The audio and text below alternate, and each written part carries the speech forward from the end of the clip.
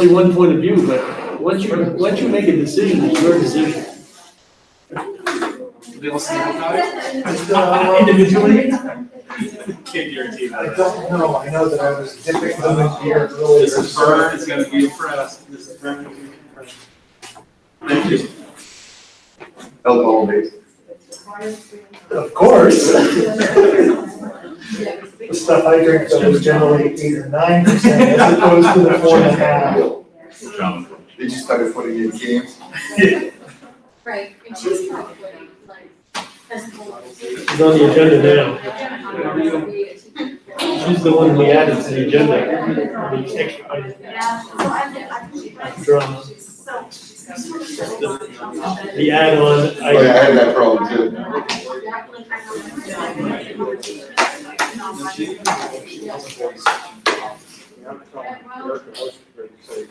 It's not bad unless you're on the roof edge. Yeah, exactly.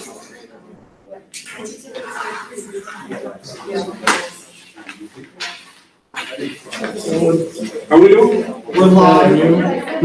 Not bad than you. How are you? We're letting over. I thought you'd have black on today. Joel, It's our live online. Okay, Isn't Providence's colors black and gray or something like that? my hat's in the truck. how long was the drive down? It's just about 4 hours with stops. Not too bad. Did you go by Mohegan Sun or? No, He's gambling enough sending her to Providence. yeah. Yeah.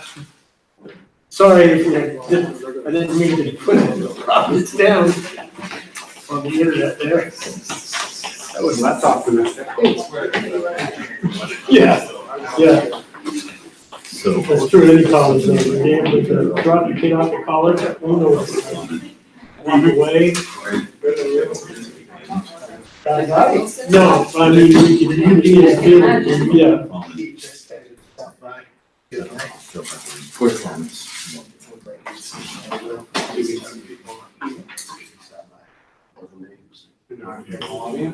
No, are you talking about the?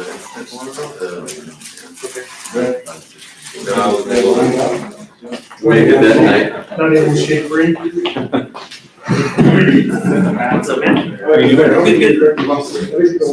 to deal with that stuff? Nah, not usually.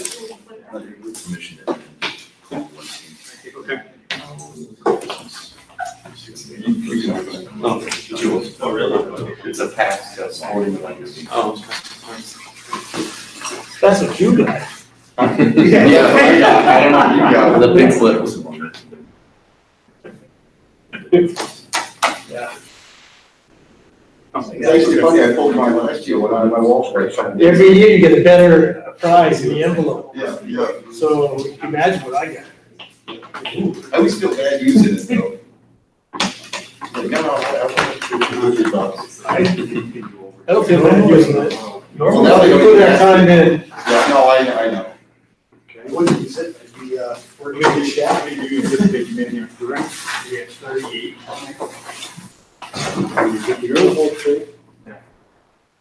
Shelley just pulled up. Open record in the emergency exit. Second time I've seen it this year. During school hours. This is not being late, so you could get all in there. That's all you can accommodate, Call the meeting to order. First up is our pledge of allegiance.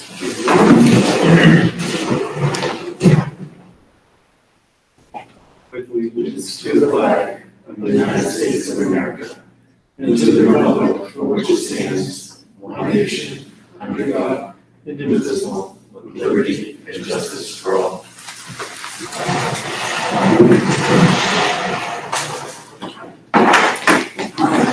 Thank you. All right. So we have a special meeting, so we didn't have any minutes to approve from our last meeting, or rules of accounts, or committee reports. Public comment, what does people think? Do we want to move that to the end, or? give people time to hear what is said, makes sense. Yeah. Okay.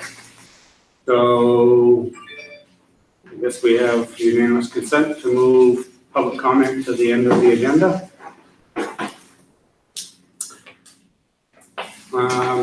Administrative reports, do we have anything under that? We do. We do? Okay, I guess we'll start with Mr. Bell. He seems up and ready to go. All right. Sorry that I'll probably be a little lengthy, just because I want to update the board and anybody who's out there listening on what the staff has been working on this week. What they're going to be working on this week, what they worked on last week. So there's been a lot going on, and the time has been well spent. A lot of time at the beginning of last week was really spent on focusing on the classroom so that way we could adhere to all the CDC and DOE guidelines. Whether it was decluttering rooms, removing furniture, measuring between desks, placing tape markings on floor, etc. Considerable amount of time needed to be put into the classrooms to get ready. And if you walk up and down the halls, you'll still see that there are some desks in the hallway. You'll notice some desks that have been put in here so that way we can convert this to a space where kids can eat 6 feet apart. A lot of time and effort went into that. While also doing that, departments were focusing on instructional strategies for remote and in-person learning, as well as reviewing the curriculum, looking at the priority standards in each class, and aligning their instruction and activities to those priority standards. There's been a lot of teacher-led professional development on a lot of different technology resources, including Google Classroom, Edpuzzle, Jamboard, etc. I'm glad to say that Ellen Pinkham is, in addition to teaching, she is also going to be our remote learner advisor, and she's serving as a resource for remote learners. And this week, or actually, sorry, last week, today's Monday, she helped in reaching out to remote learners to assist them in this transition, and she'll kind of be pushing out information to remote learners and those families, as well as the individual classroom teachers will as well. Just to highlight, because I'm not going to read everything that the department chairs sent to me, but I want to just mention a lot of the great work that has been going on. In English, they've been focusing on priority standards and adapting to in-person and remote learning so that it's a robust experience for all students. Teacher-led tech demonstrations to show the possibilities of Google Classroom, along with supplemental platforms like Quizlet, CommonLit, and Edpuzzle. This week, they're going to continue to focus on curriculum and instructional delivery within all the parameters that we're under. Guidance staff has been working on a new email address to allow students and families to text to the guidance department to get an appointment. That way it saves on the in-person time that it takes to come into guidance. They can kind of do that in a remote world. Both guidance counselors are setting up Google Classrooms for their seniors, so that way they can push information out to those kiddos. Mrs. Morin's been doing a lot of remote digital meetings with students, as has Mr. McNeil and Mrs. Marin. They are in the process of planning the annual admittment day. For those of you that may not remember, that's where we have 6 colleges that come into Winslow High School near the end of November, and they do exactly what it says, admittment day. The admissions counselors will meet with the students individually and give them a yay or nay, and if it's a nay, usually they say, hey, this is what you need to do between now and, let's say, January, and reapply to better your chance of getting in. Obviously, we can't have 6 colleges come in here and do that, so they're working on doing that remotely this year. There's also a lot of nighttime meetings that usually go on with Embark and Fame. They're planning for those to be remote as well this year. The math department working together to do their first unit. So a lot of collaboration that's happening in some of the departments, really all the departments, but where they're doing team planning, if you will. So if Earl and I both teach the same course, we're sitting down together, we're going through the instruction that we're gonna give. We're gonna go through the curriculum, we're gonna have this conversation. That way we're kind of on the same page and we're supporting each other through this process.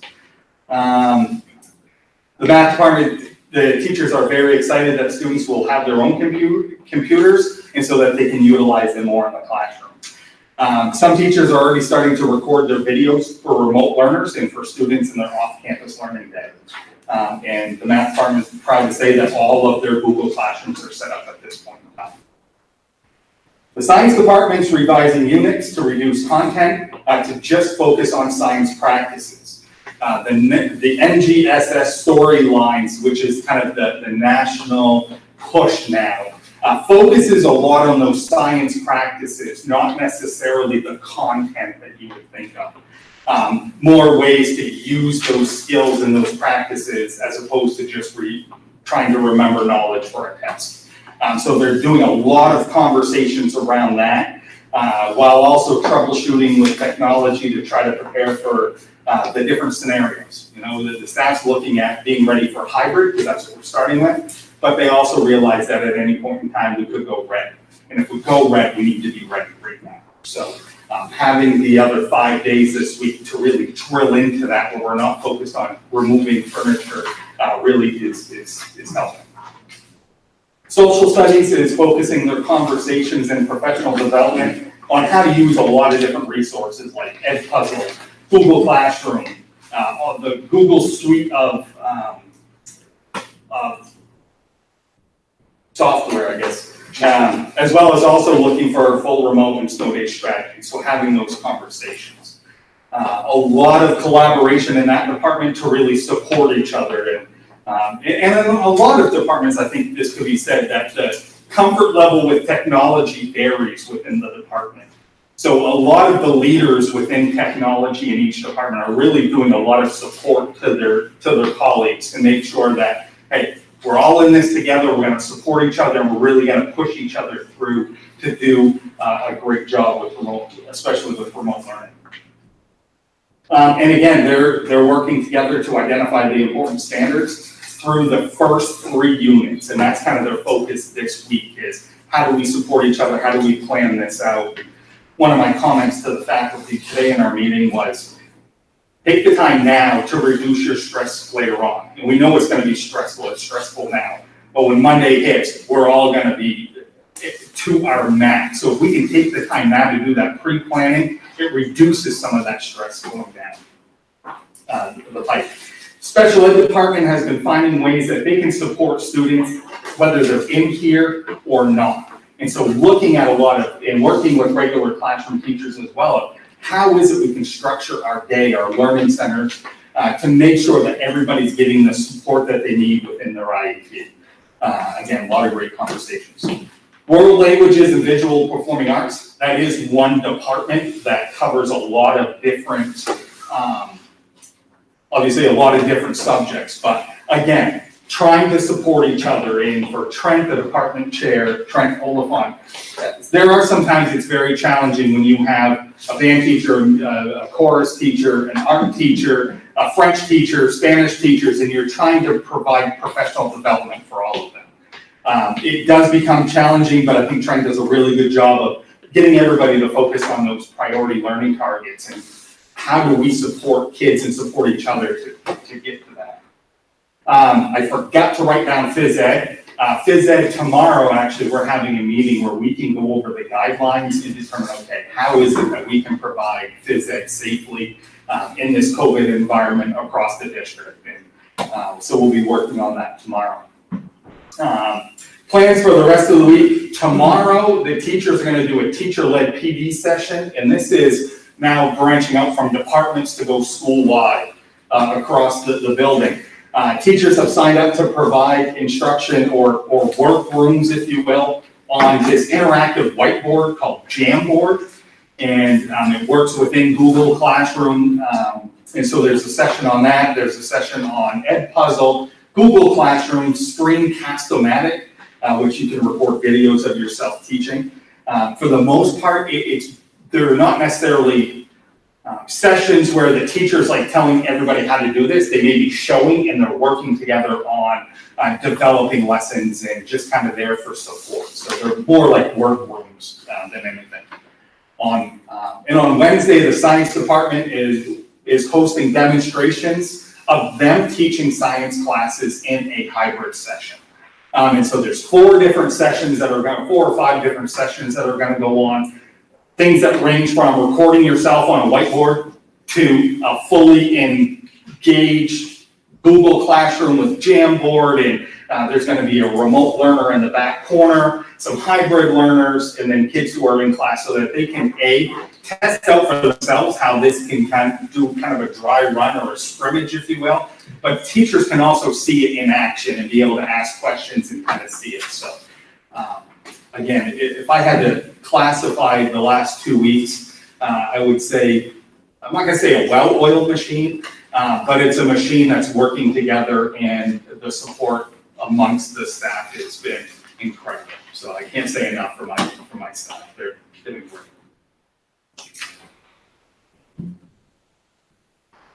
If there's any questions, Questions? Sounds like good work. thank you very much. Thank you. They make me look good. All right, Jason looked like he was ready to go anyway, so we'll let him go next. Hi, everyone.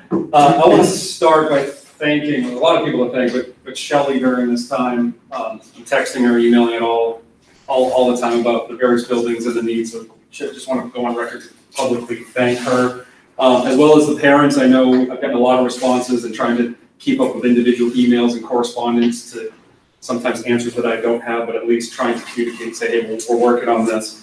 I'll echo a lot of what Chad said. I've broken down mine into content areas as well, and I'll start with technology. Mary Beth Burgoyne is our technology guru in our building. Every day of the in-service, I've offered from 9:30 to 11 technology training. The first week it was mandatory, everybody showed up, and then she did some Google Forms surveys to really break down the needs. Because even with our professionals, there's various needs. There's some that are very basic to very advanced. This week, she's taken it a step further and really broken down into the specific needs. So we've offered technology through the last, we had 6 days now. Google Classroom, we were in pretty good shape last year, but she's continued that. There's been a lot of add-ons since last spring. Some teachers are a little hesitant to use that platform, as Will can probably attest to, because they didn't feel like Google was keeping up with some of the other platforms with remote learning.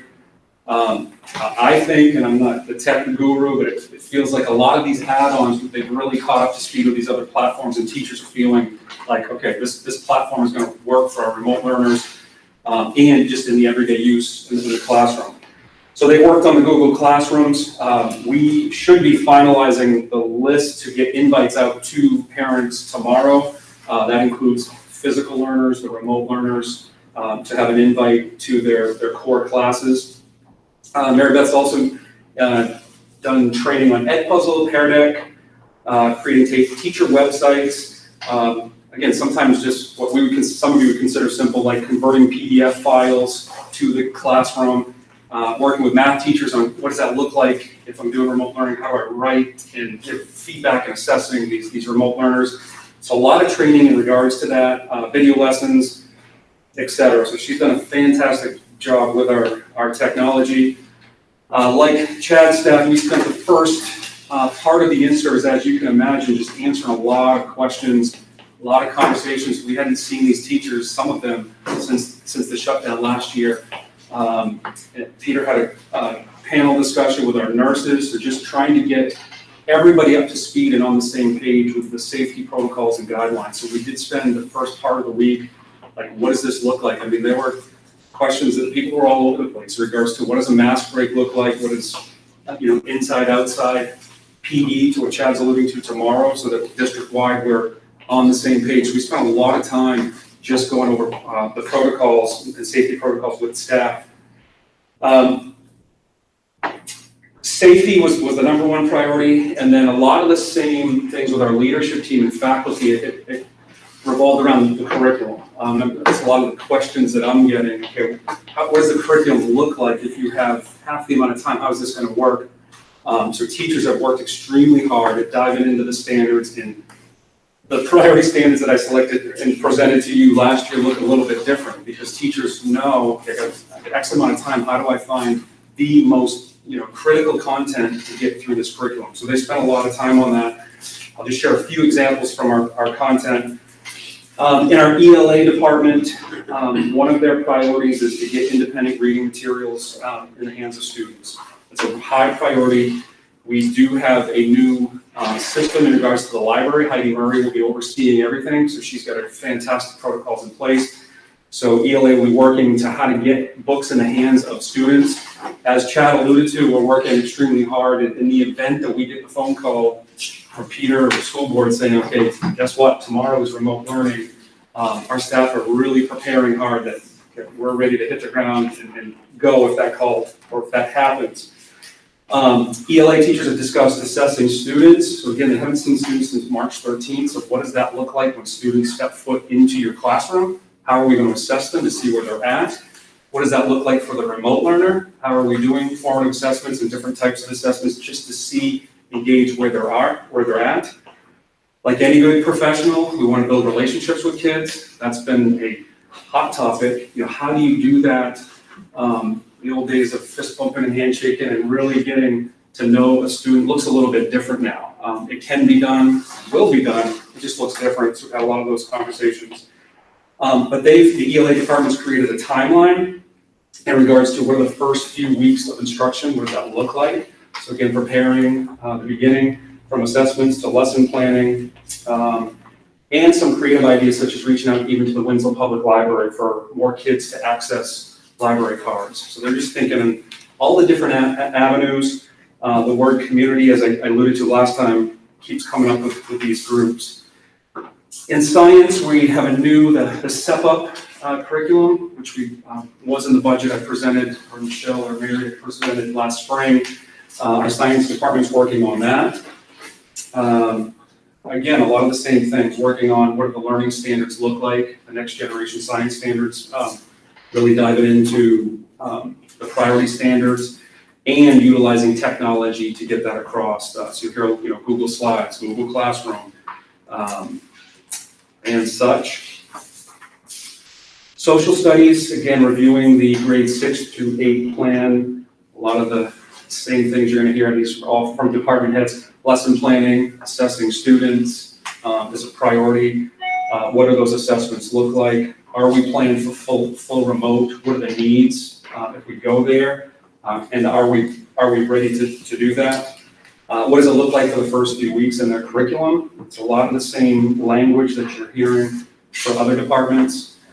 Math, very much the same. I think our biggest struggle in our building with the math is, in any content, I guess, meeting the needs of each and every student. For the low math student, the GT student, the high math students, and a lot of conversations, and also trying to keep kids safe and try to be cognizant of the cohorts and such. But the math stuff is a lot of the same stuff. What does that pre-test look like? Again, to see where math students are. The challenge, for example, so as you recall, our math teacher, for example, has a remote class set in their schedule. And on that roster, I'll use the 8th grade, for example, there's about 19 remote learners. And in the remote learner of the 19, there are 2 identified GT students, there are special ed students, there are average math students. So there's another challenge for the teacher and us to meet the needs of those kids in that remote class. And that's true of all 3 grade levels. But those are some of the conversations, how are we gonna meet the needs of Jason, who may be a low math student, and so-and-so who's a high math student. So great conversations surrounding that, on top of if everybody's a remote student, if that scenario were to play out. So common themes in our content in regards to our in-service, as Chad said, we're meeting with PE tomorrow with our nursing staff to make sure district-wide everybody understands the protocol, so one PE teacher's not doing one thing outside and the other, because there are a lot of questions. Well, I thought this was the case, and I thought that was the case. So just to be clear, we still have a few staff that are getting organized over there at the old junior high school building.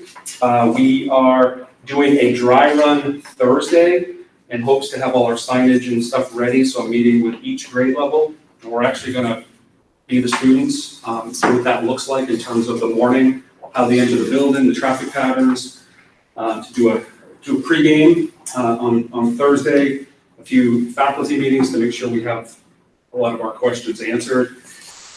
And my last thing in notes, I hope to get remote learning information materials. We do have a long list of remote learners. They'll be able to pick up materials over the next day or so. So give them, we've got tables like you've seen probably up here up front. Students' names listed to start to get math books and laptops and all that information home. A lot of questions about transportation, what the routine looks like. So we want to solidify that. So I can specifically tell parents, please try to or attempt to drop off here. And like I said, scheduling should be finalized tomorrow, 6th, 7th, and 8th. So students can be, receive that Google Classroom invite. And I think that's it in a nutshell. My question, I didn't think of a time to ask Mr. Bell, but maybe he can answer as well. What percentage of kids now, because at one point I think we were like 86% that were gonna be in the school compared to 14% of, that's still the case, is it about that? I am at 11 Remote learner? sixth graders, 13 seventh graders, and 19, I believe, 8th grade remote learners. Okay, so How about 88% in 88? rough estimate, we're about 46, 47, right now. Total students over 4 grades, correct? 43 over 3 grades. In 8th grade has changed since the last time I spoke. 7th grade, I think, has changed by one, but one additional. I don't believe 6th grade has changed. Elementary school can start thinking about that, because that's the question I'll have to know. So you guys are sending out your invites to the Google Classrooms prior to actually starting? That's the plan, yes. Is that just so that you can get the kids in and then tag on their parents? Yeah, the more that we can get to them, the less questions for that first week. We've done videos, which I didn't mention. I'll have that up Wednesday or Thursday.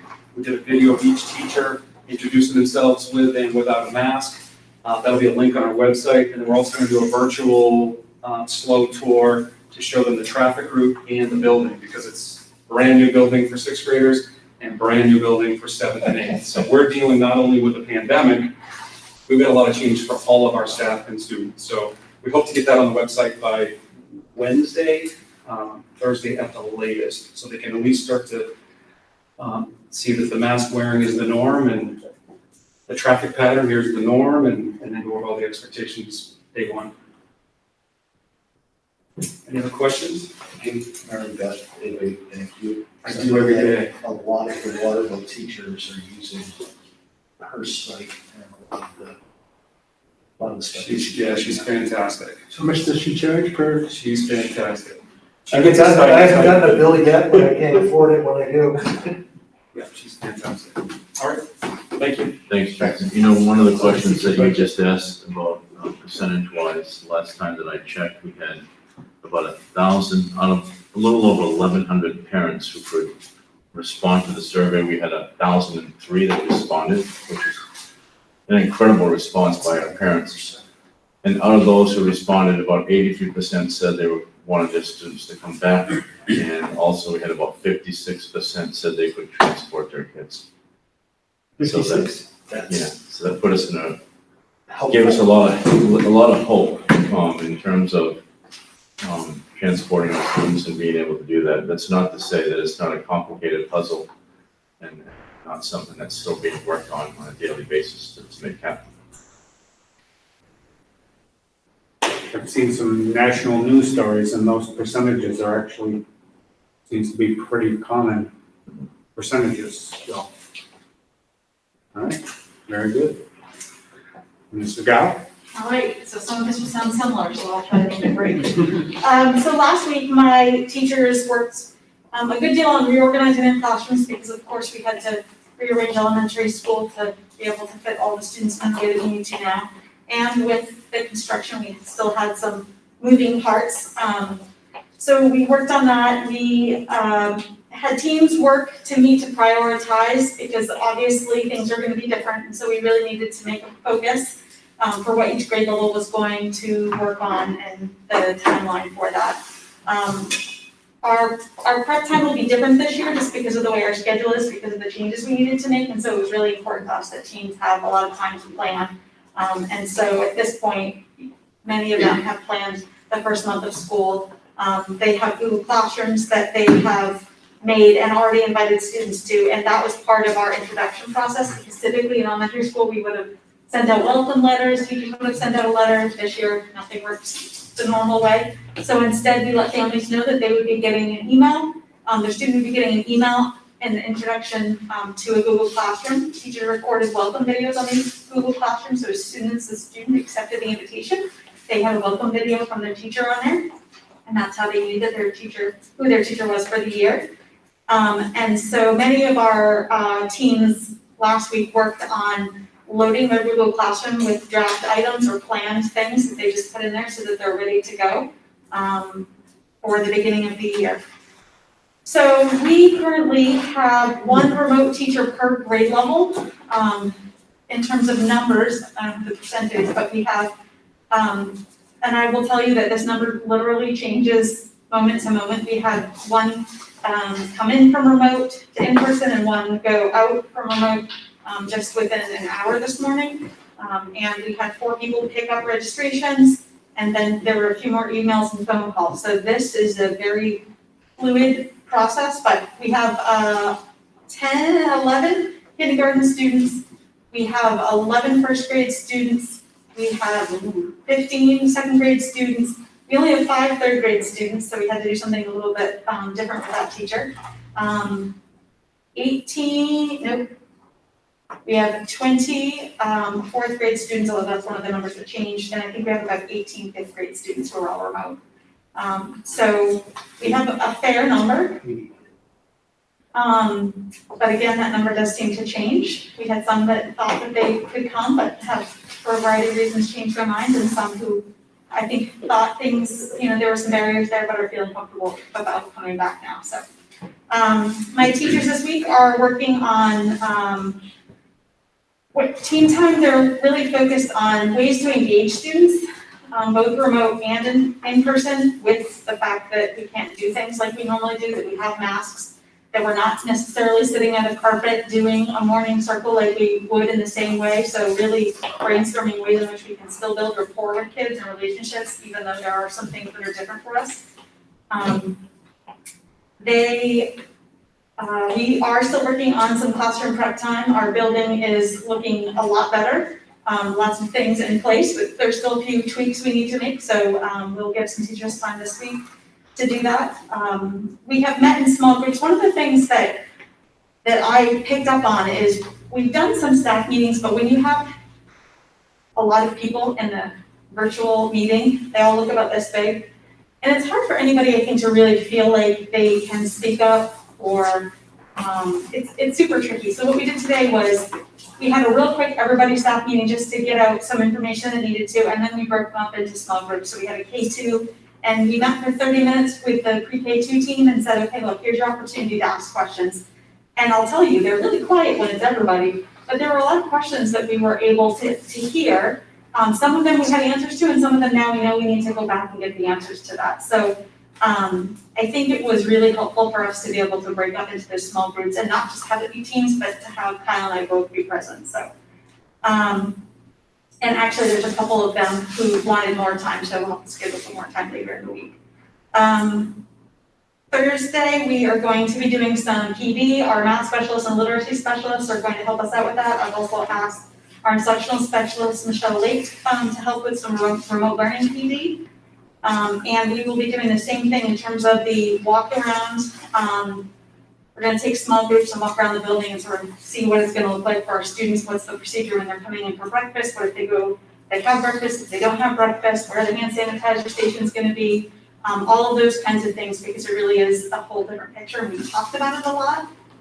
But give the opportunity for staff to see what it looks like. Think about what are some of the glitches that we might not have thought of in our plan.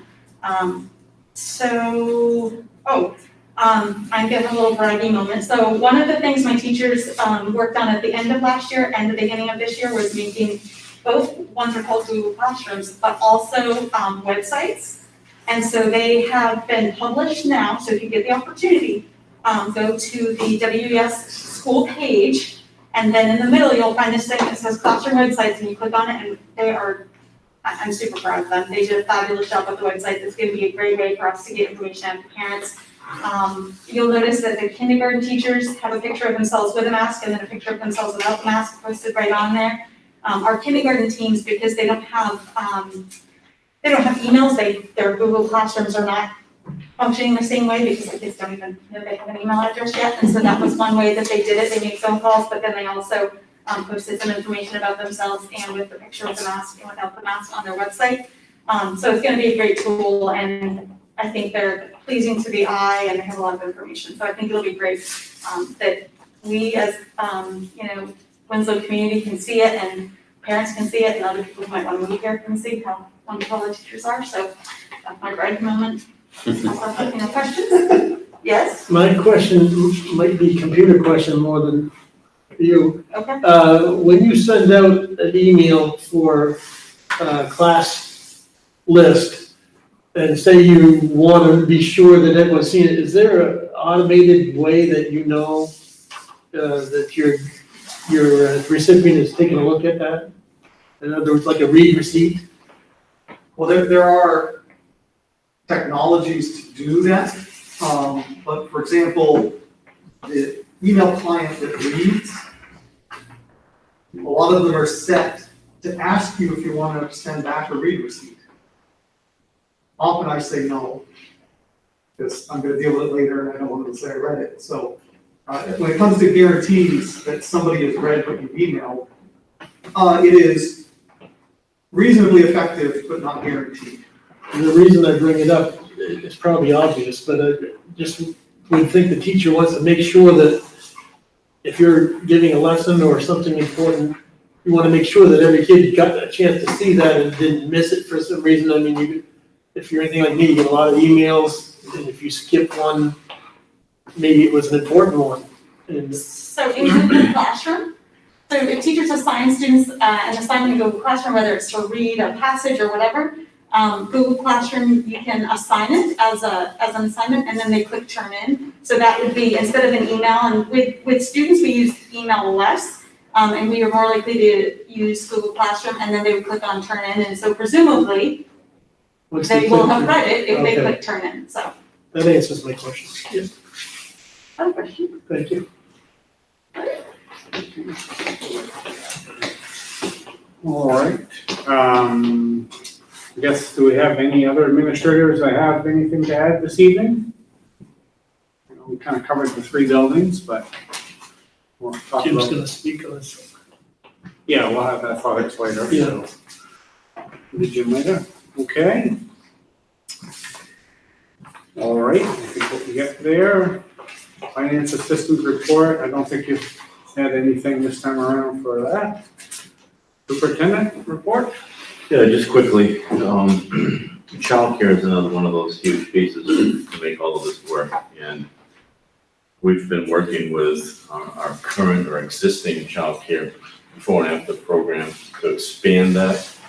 And when I say expand it, to expand it during the course of the day, so that from 8 to 2 on those days that students would not be in school would have an opportunity for childcare, so that either the teachers or the parents can go to work. Our childcare program is currently licensed for 70 students. And we're almost at the max at this point in time, which is good because we've been able to help a lot of people. Part of the way in which we've been able to help our own childcare program is that we've been able to use some of our relief funds to help hire 2 people in support of their program, in addition to the individuals they needed to hire. So that's helped them tremendously. Knowing that we still might have more need, and we're not sure as to how much that could be or what that is. We've also had conversations, or I've had conversations, individual conversations with Ken Walsh at the Alphon Youth Center to let them know that we would be interested in participating in what they would have to offer if we have an overflow and need more childcare for our families. And so that's an alternative for us if we should need more than what we can provide. And that's it. I'll wait till later to talk about the other things. Just got one question. With the relief funds, is there a cutoff on that? Is that December 31st cutoff? There is. You have to expend the money by December 31st. So it Okay. becomes a little complicated because there's two pots of money. You have the relief funds, which is one pot, and then you have another pot, which is CARES. The CARES, we can utilize until September of 2021. So a lot of these projects that we're doing that involve people, if we're paying people, we have to pay them out of one pot until December 31st, and then switch over to the other pot for the second half of the year. The challenge becomes, we have a third of the CARES money that we do of the relief funds. So we need to think wisely about how to plan, how to use that. Mary has been just vigilant and working on these grants. It's a tedious process where she has to gather information and then write the project and put things in certain categories. So it's similar to writing titles, but it's one more layer once again for 3 districts, because she's been doing it for all 3 districts. So I'd like to publicly recognize Mary at this meeting for her work on this. It's been tiring work, and there are deadlines that need to be met. And she's done an outstanding job with this for us. Very good. Thank you, Mary.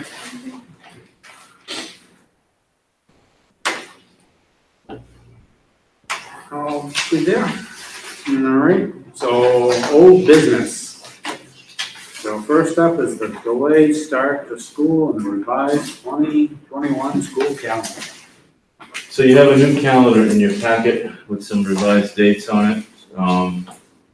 Essentially, what you're looking at is pushing the start of the school back a week to the week of September 8th is when we would start.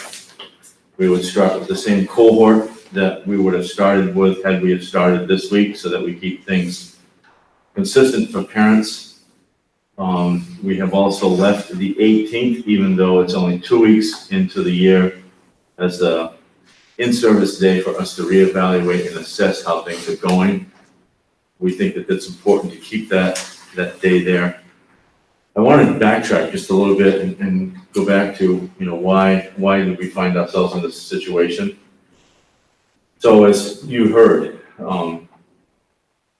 last week, I think it was Tuesday or Wednesday, we had several meetings planned, one after the other with different individuals. And the first one was a safety meeting where it was a Google chat meeting with the entire staff, with the nurses, the building administrators, and myself, answering questions that they had posed. We asked them to give us safety questions, things that are of concern to them. They asked the questions, the nurses answered the questions, and then we answered, we continued the conversation as a panel, similar to how we're doing this right now. That went very well. I thought we had a lot of the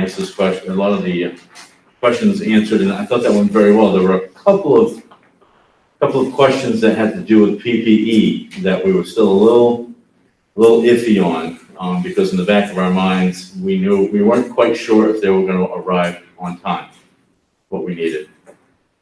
So we went from that meeting to a meeting on busing.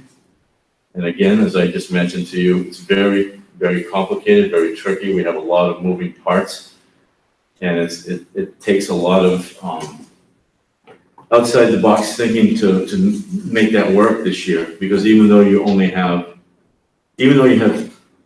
56% of the parents say they'll transport, what you don't know, we do now because of a survey, but what we didn't know is who was coming, who wasn't coming. Do they need it in the morning? Do they need it in the afternoon? Are they going home in the afternoon? Or are they going to Grammys in the afternoon?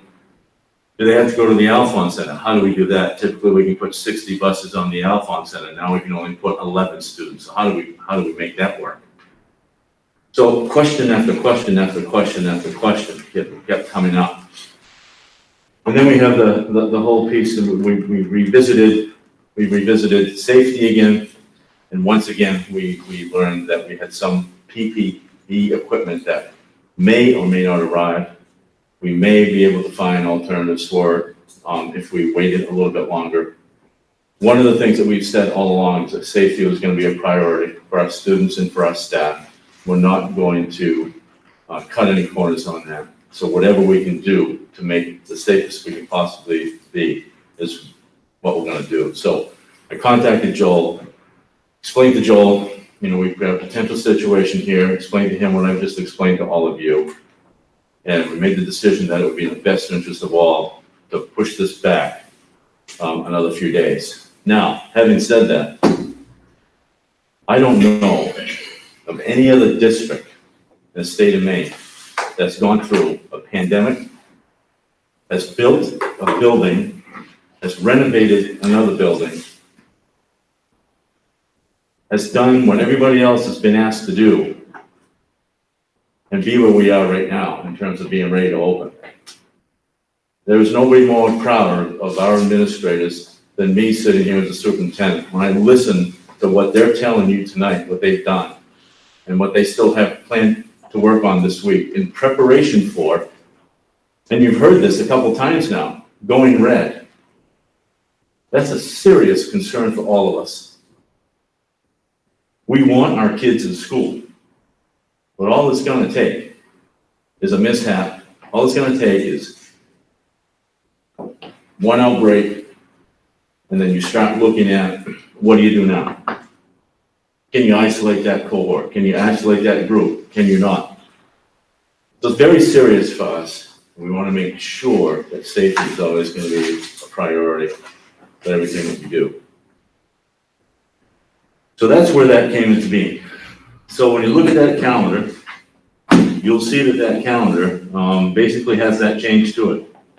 It really reduces the seat days for our students below the 175 that the state requires, or at 173, which means we're either going to have to ask for a waiver, which I suspect the majority of the school districts in the state are going to have to do, or we use one of our in-service days, the seat days, so we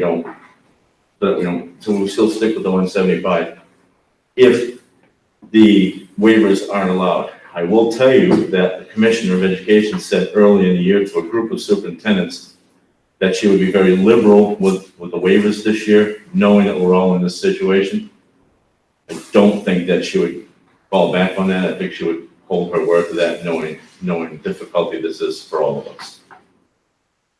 So what we would need tonight is your approval on this updated calendar that reflects where we are right now and where we hope to be. What's the potential of having the students work through snow days remotely? There's really good potential there, Earl, because we need to contact, again, the state, and there is a process for you to apply for and application to complete to demonstrate what it is that you're going to be doing. We'd like to do the same thing potentially if we have heat days. We have situations where we have the heat index and the temperature, and it gets pretty hot in some of the wings in some of our buildings. Add a mask to that, and you have an impossible situation to try to teach. And so if you recall, in our return to school plan, we have a heat index in that plan that we would monitor if we see that the temperature is going to be so uncomfortable that it's going to be dangerous for our kids. So we would do the same thing there, perhaps an early release for a day, if we can't cool the buildings. But those would count as actual seat days with They would. the IT assets and everything else. That we have. is correct. Yep. John? I have two questions. This PPE products, or whatever you want to call them, what's the update on when they're going to arrive, and what happens if they don't? One of them is from the State Department, from the Maine Department of Education, so everybody is submitted, and it's just a backlog that everybody is busy with that. The other piece is a local vendor that Shelley was using to get some bottles, and she is pretty certain they're going to arrive this week. And if not, Shelley is quite certain that she can find an alternative that will work nicely, which is what we had mentioned to everybody. So it's pretty certain that next week's start will be successful. That's what we're hoping for, John. And on this calendar, I know that between having cohort 1 and 2 and losing time in the classroom, was there any consideration of adding days like at the end between the 21st and 25th of June? So we can have more seat days? No, because your teacher contract remains the same, so you would be adding to the teacher contract as well if you did that, per diem, all teachers, and that's not budgeted. Because they're working right now. They're working right now. For the in-service days? Correct. So yes, the only way to get the seat days for students back would be picking into the in-service days to get those Correct. seats back.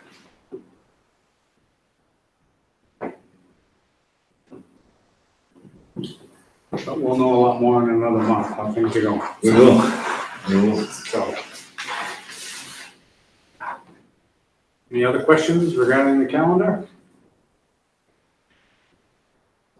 No. Are we gonna stay with the same review timeline? Yes, we are.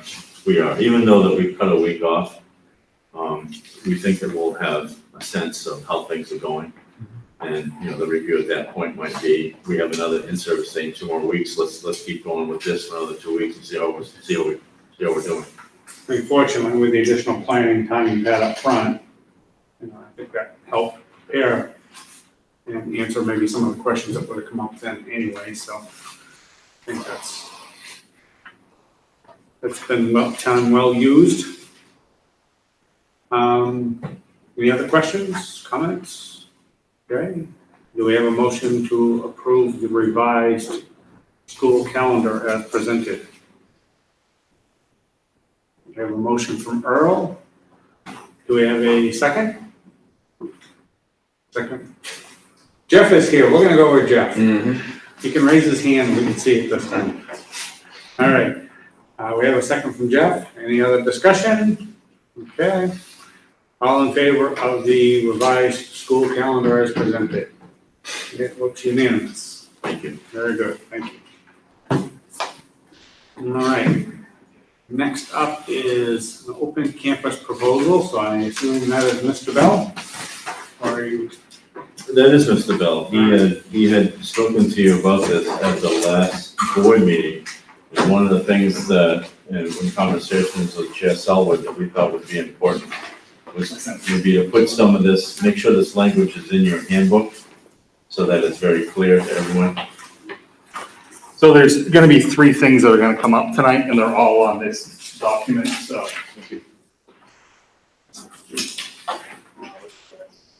I'll share it this time. So with Open Campus, I know we spent a lot of time talking about it, so I'm not gonna beat a dead horse with this one, so if you have any questions, holler, but this is taken, what's red is what is currently in the student handbook, which is on page 23 of last year's handbook. The new language will say to help reduce the amount of students in the building and to reduce study hall enrollment during the 2020-21 school year, all juniors and seniors will be eligible for open campus during their study halls for all blocks. Sophomores and freshmen will be eligible for open campus during their study halls during blocks 1 and blocks 4. Students using their open campus privileges need to check out and in with the main office secretary so they can report your attendance. Open campus privileges can be removed by administration if concerns regarding attendance, tardiness, behavior, or grades. Permission slips will be given out at the beginning of the school year and must be signed by the parents. So that is it. So strike out what's red, insert for 2020, 2021. And I think that's very important to point out that that is only a 1-year provision. Is the permission slip the same thing as the open campus contract? Correct. Correct. Is it possible to include verbiage, just ensuring in the new language that it is the contract, just keep that continuity language? Or is it too late?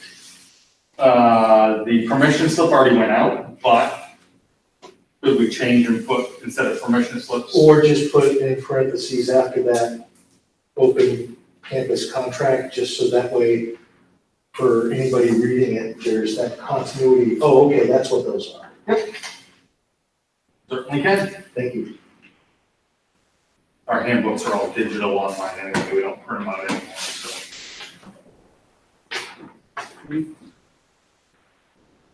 Anybody else have questions currently? We had some previous discussion, so I don't think this is a new concept.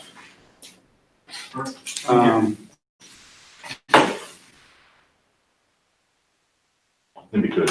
Yeah, I think with the language that you have regarding, that you're gonna remove the privileges based upon some criteria that administration can evaluate, I think takes a number of the concerns out of the way. I mean, above, you have very specific criteria, makes it fairly automatic.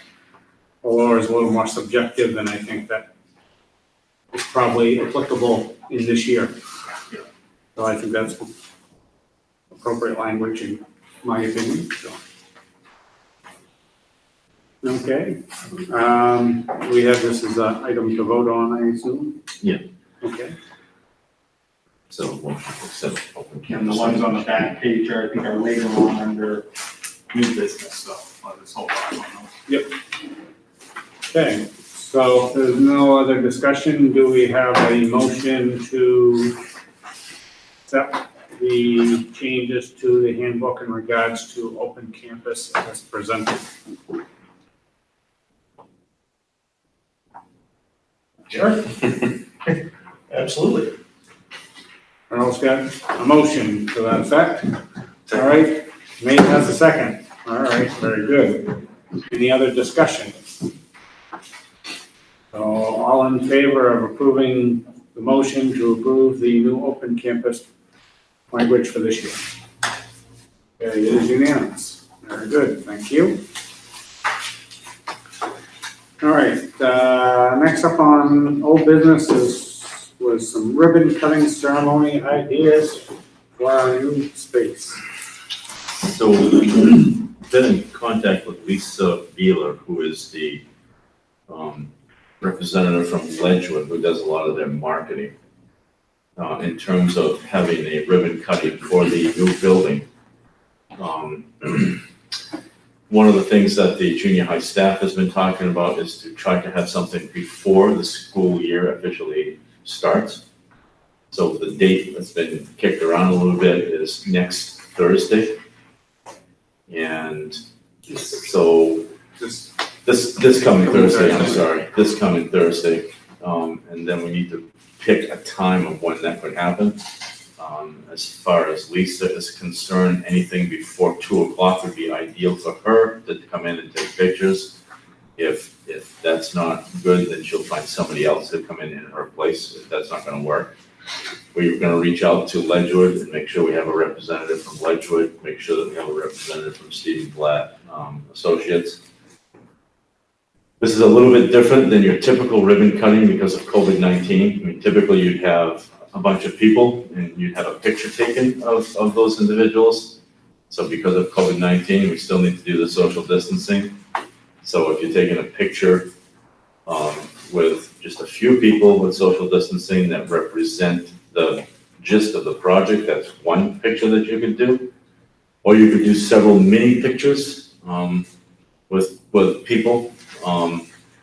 But as she said, if you get a bunch of people together, you probably should have a mask because you're not demonstrating being good role models in terms of what's happening. If you've got a bunch of school officials doing a ribbon cutting all standing together, not a good idea.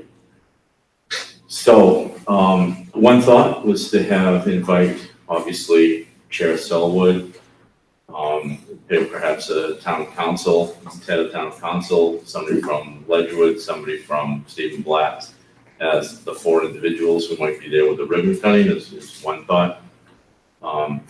There is going to be a write-up that that Lisa is going to do as part of Ledgewood's piece. She's asked if we wanted to include something in the write-up. We can certainly include something in that write-up. I think it's an opportunity for us to thank all of the other individuals who are part of this as well. Because we had a lot of people at different stages. And we had building administrators who were crucial in all of this, in all of the meetings. We had Shelley that was crucial in all of this. So we need to make sure that we recognize a lot of those individuals as part of this project. A lot of you sitting in here were part of it.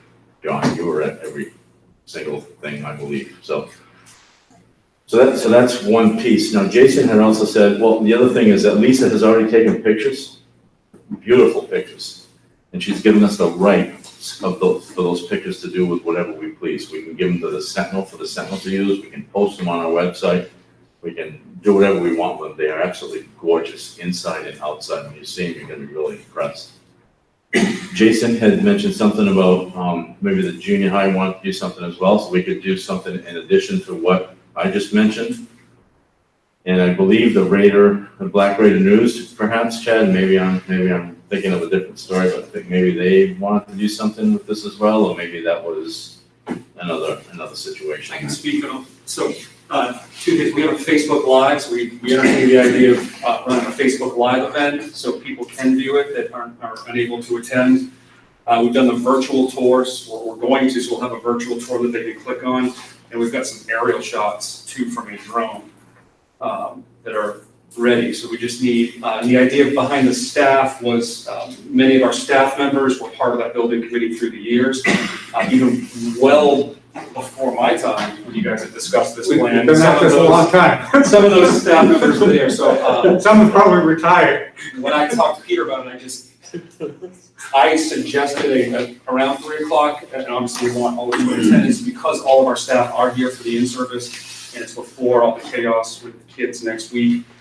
Many of our staff live out of town, so that was kind of the only idea we had as a staff. But we can work with Will and his tech department to live stream anything that you guys decide you see fit. I can tell you what I pictured, because the 2 administrators from the 2 buildings that are now hooked together represent those buildings. So I pictured just a long ribbon far enough apart so that they don't, spacing. And I pictured the chairman and the superintendent cutting ribbon, but I forgot about the town council. But Ray Karen probably would be part of that too. But that's just what I pictured, was a long ribbon held up between you 2 representing the buildings. And then you kind of launching it by, Joel's been part of this from the beginning, Peter's done so much work, so I figured those 2 made most sense. That's what I pictured. I wanted those 2 to cut it, I don't know what you're implying, but. Shelley will build it for us like she built everything else. As long as I'm socially distanced from Chad, I'm fine. Yeah. That's why he lives in. That's just what I pictured, but maybe I'm wrong. Do anything you want, John, too. Yeah, I mean, that kind of, you kind of represent everybody for the junior high and you for the high school, so it just seems like it would make sense. Was the thought that, I think Thursday is good, and I didn't know from a timing standpoint, the various pieces that you talked about with photos that we have and drone footage and all the other things that we have, I'm guessing that's probably, we're not gonna be ready that you can kick off the virtual tour and all that after the ribbon cutting, that it can be on the website ready to go for anybody to watch the live stream, and then boom, they can go click on this and go watch the rest of it. I don't know if that is really, the timing of that is such that wouldn't all come together for Thursday. Is that correct? That sounds kind of ambitious. We're ambitious, I think we can make it work. A virtual tour? Yeah. And I think it's helpful for the students and the teachers. As much as I guess as we can load up right after the ribbon cutting, if we're gonna get, it's gonna be on the website, and if it makes press and so forth, that people might go to the website to go look at some of this, and so as much of it we can get out there by Thursday would be great. And if there's more comes later, then, so be it, but, yeah, sounds pretty good. Sounds like a lot of great, between the photos and the virtual and the drone and all that, it sounds like it should be a very, very nice presentation, so. Sounds pretty good. So, Moving in with it? I think we can, I don't know if this is something, I don't think we need to vote on this, I think this is just a thumbs up sort of deal, and I'm thumbs up on it, everybody else on? You send out an email with the time? Yes, this 2 o'clock too early for folks? 2 o'clock? It is too early. Is that okay? I can make that where you work.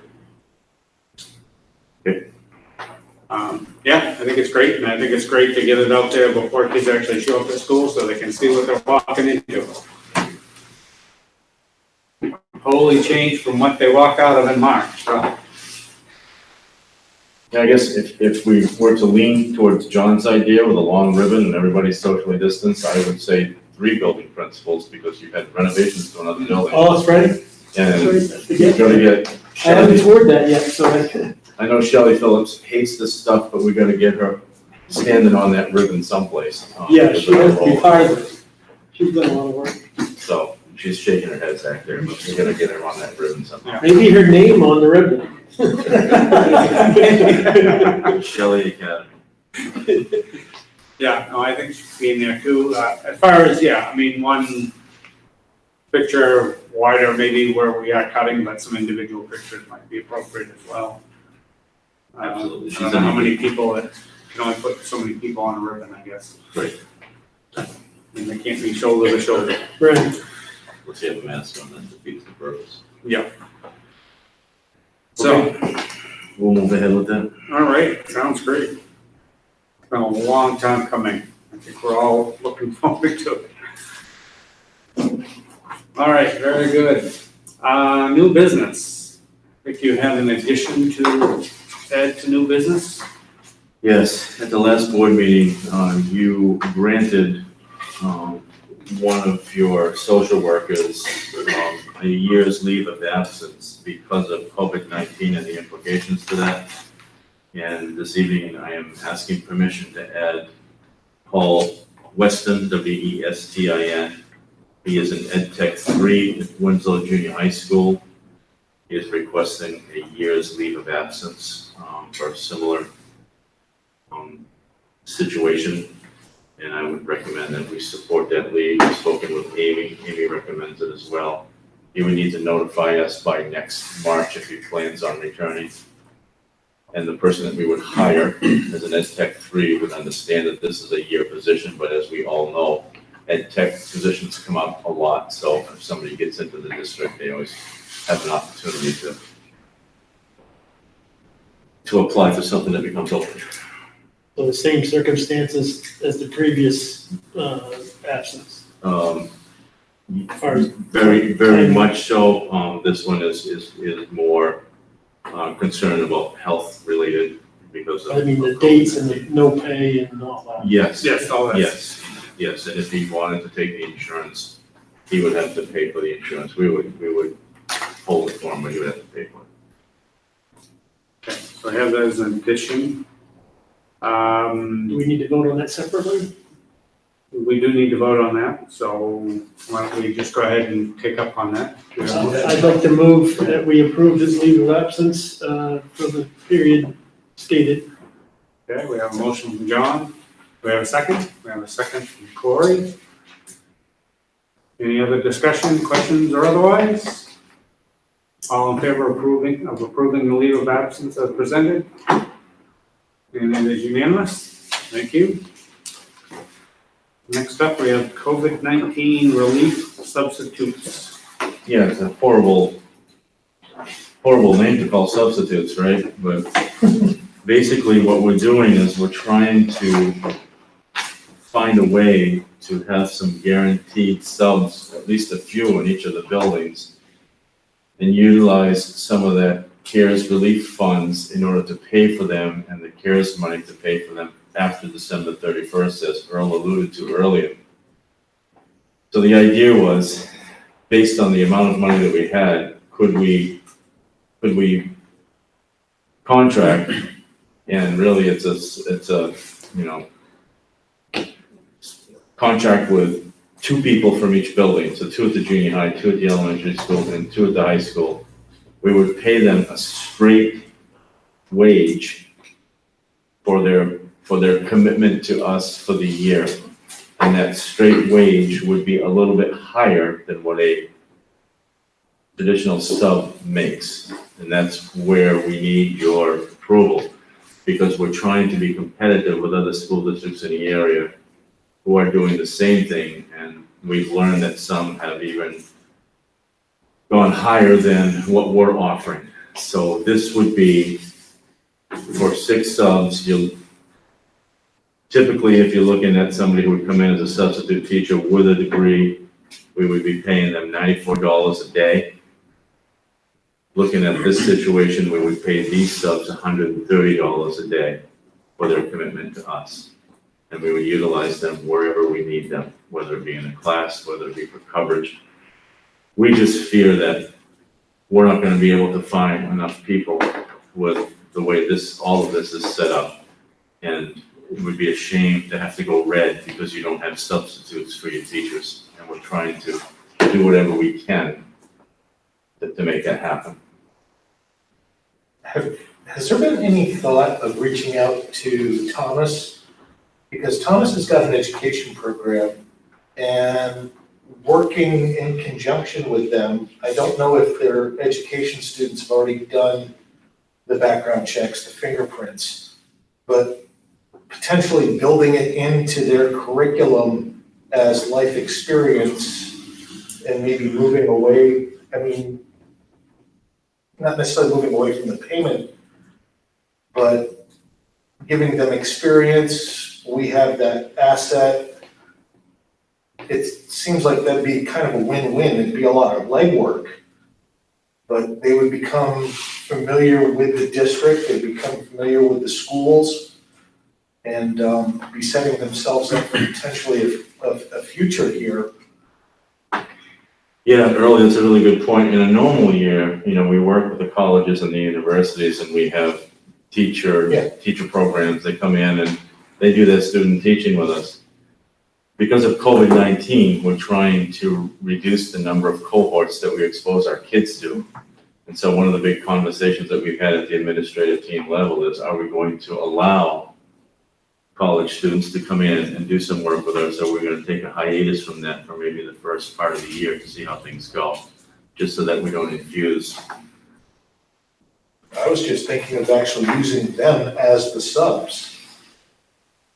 Well, I think to your end, assuming that they're still in school, having them commit to a full-time substitute position is probably not practical. But interim subs on the per diem basis, there'll still probably be needs there that, I assume that they're already in the mix there or have been. Some of them have. Some have been, but.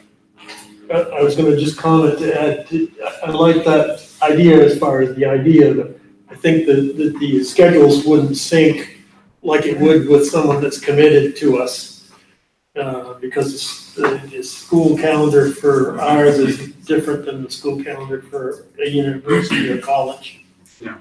But I like the thought that you had there, and I didn't hear from the administrators, but I'd like to get input from them but do we have bodies in mind for those 6 people?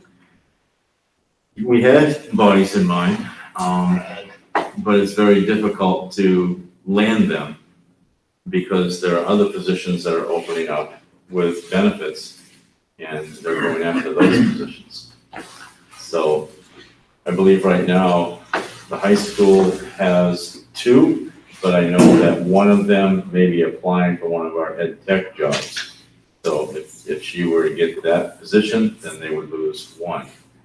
I'm not sure where we stand with the elementary school or the junior high right now. Kyle has got thumbs up He's got 2, so we're good there. And Jason's got 1 and he's still looking for Two are 1. fighting their halves. Okay, so Jason has a unique situation where he has possibly 3, but 2 of them are gonna split some time. They do not want to commit every day. They're retired teachers, and one that's fully committed. So that's good news. Time to pull the trigger. I think we Let's get it should. done. If we don't, they're gonna be gone Sunday. Right, So, let's do it quickly. All right, so just to clarify, this is full-time substitutes? We're gonna have them work 5 days a week? Oh, we think we are? And every single day that we have school in session, they're coming in. And we use them wherever we need them. CARES money, not regular budget. Right. I vote for that. Yeah, you got it. Yeah, gives us flexibility. We need a Now, is vote. this Yeah, like we a 3 or 4 month contract that we renew after New Year's, or are we doing it for the full year? We're doing the full year. With different pots of money for each part of it. It works out I mean, really even good if for we us. get If everything beyond the gets settled. COVID thing, come We're in great shape. January, I mean, there's always a substitute need anyway, so I think we're, Right. I think we're gonna be good. I move to, put aside the money for our 6 substitutes for full-time, what's the word you used? COVID relief substitutes. Okay, we have a motion to that effect. Do we have a second? We do from Earl. Any other discussion? All in favor of approving the COVID-19 relief substitutes as presented? Very good, very unanimous. Thank you. All right, graduation requirements. I assume that's Mr. Bell. Sorry, Jason was talking. Throw him under the bus. On the back of the page, we had talked about this at the last meeting as well, and we had actually thought that this was part of a school board policy, but after further review, the place stands, no, just kidding. If you look at academic load, it actually comes up in our program of studies. And it says that all students must carry at least 6 courses per semester. That is the language that's coming out, and the new language, if I could speak, says the minimum number of courses required will be waived for seniors during the 2020-21 school year.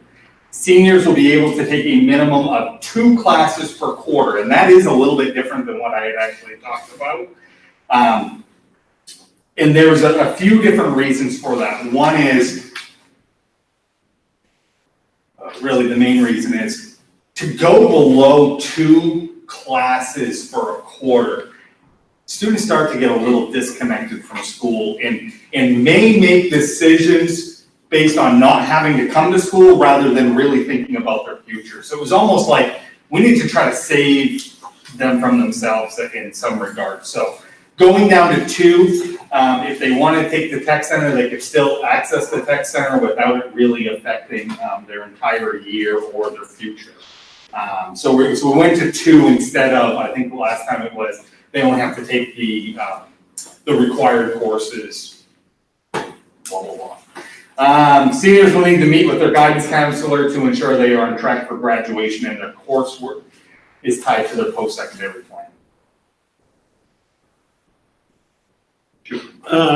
The only thing I can think of is that we should make sure that the underclassmen, the juniors especially, realize that this is only temporary so that they don't start planning their next year, oh, I'm gonna do it this, because obviously we're doing this for a reason. And all juniors end up meeting with their guidance counselor before their senior year anyway, Of course, especially for those of you that lived through that. yes. So We that just will want be the very one well, that, that will be well known. right, So one question I've got is you're saying seniors will meet with a guidance counselor. Was the intent that the seniors and their parents or guardian will also meet with that guidance counselor? Well, anytime a student drops courses, the parents have to be part of that decision Okay, making, so, all right, yes. all right, so that's implied.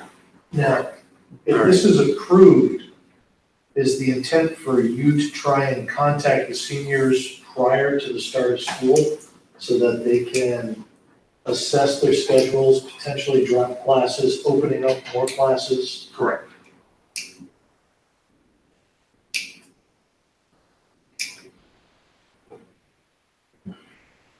And obviously, if this is gonna happen, it needs to happen quick so they can get their schedule set and whatever ramifications that means to everybody else on staffing.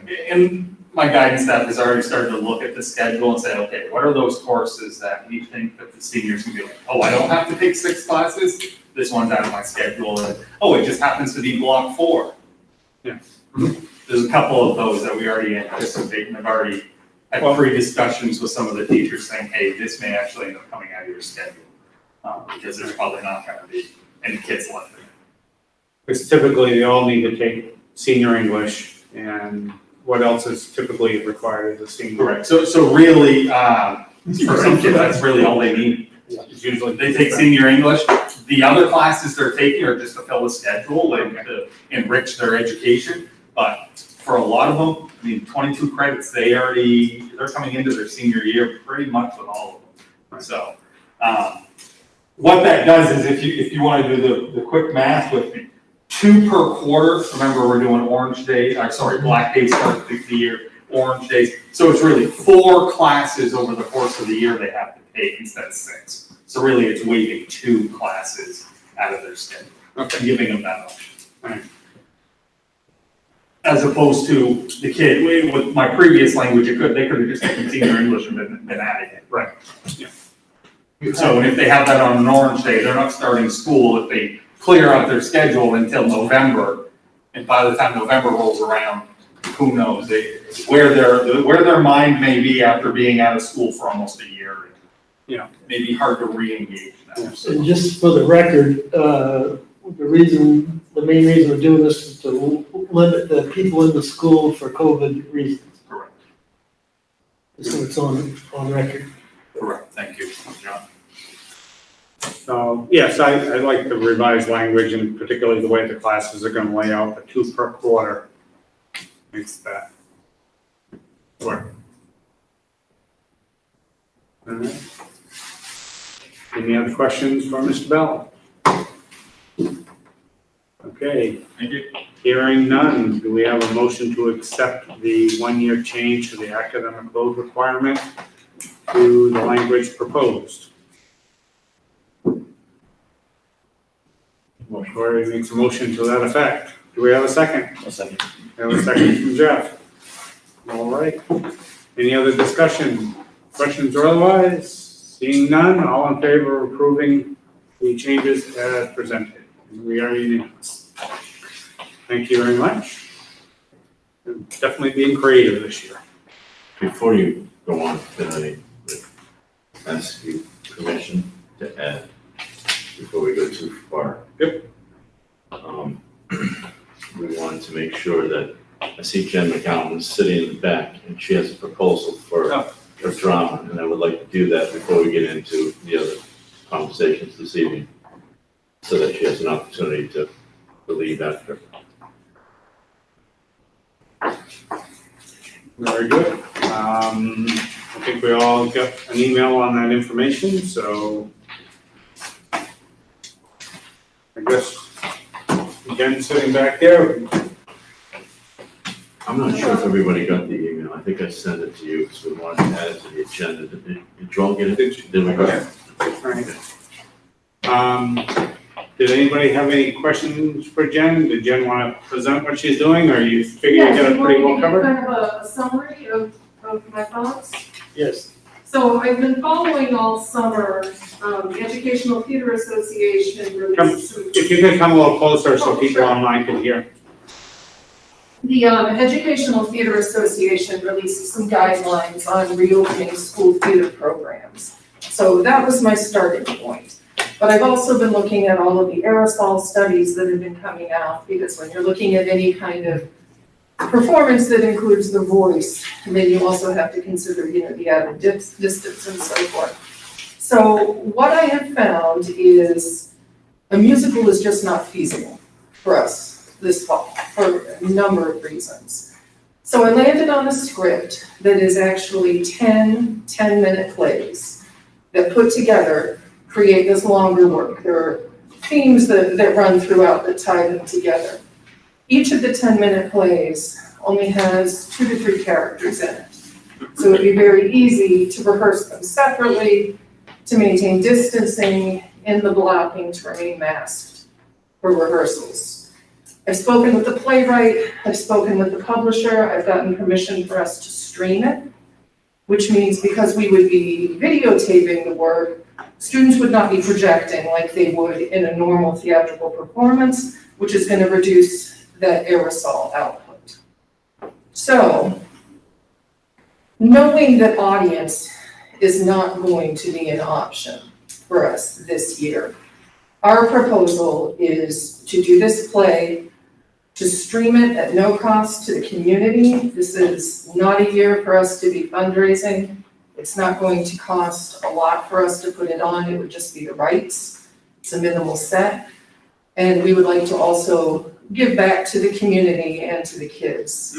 I mean, the reason that we want to do this is to provide that social emotional support that the kids get from being a part of something that's bigger than them, a part of the whole, just like athletics and other extracurriculars do. That's what we have in drama.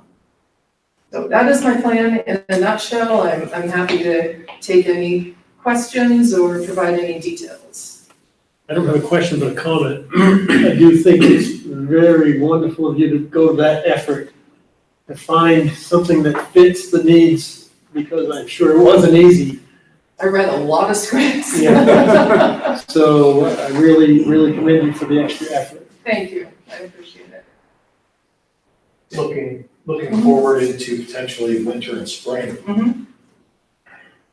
If this keeps up, what about like one act and Okay, so I'm also on the main drama council board, and we have been meeting throughout the summer. We met recently. We have a proposal that's going to the MPA in a couple of weeks. We've created a 4-tiered proposal for festival, knowing that realistically the first 2 tiers are not going to happen without divine intervention. So what we are likely looking at is some variant of a virtual festival. But we are looking into bringing in theatrical professionals who could provide like virtual workshops and so forth for the kids, in addition to submitting some work. And even if we were to go fully remote by that point, we are opening up the guidelines so that kids could do a Zoom play, a regular one act like we've done before, but just filmed at your own site, or even a radio play, which could be done even if we have individual kids in their own houses. And one thing I didn't mention, but I do intend to also incorporate any remote students who would like to be involved with the show. We can still do that.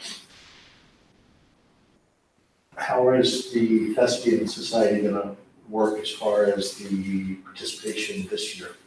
Because you may not have the ability for kids to work on the crew and the lights and the recording. I think that you'll find that we're gonna be able to work a surprising number of kids in, because I mean, we're now gonna need like a videographer's crew, which we've not had before, and film editing. So I think there'll be ample, but those guidelines are always up to director discretion. Okay. So I might dial back like the hour requirements to get the points.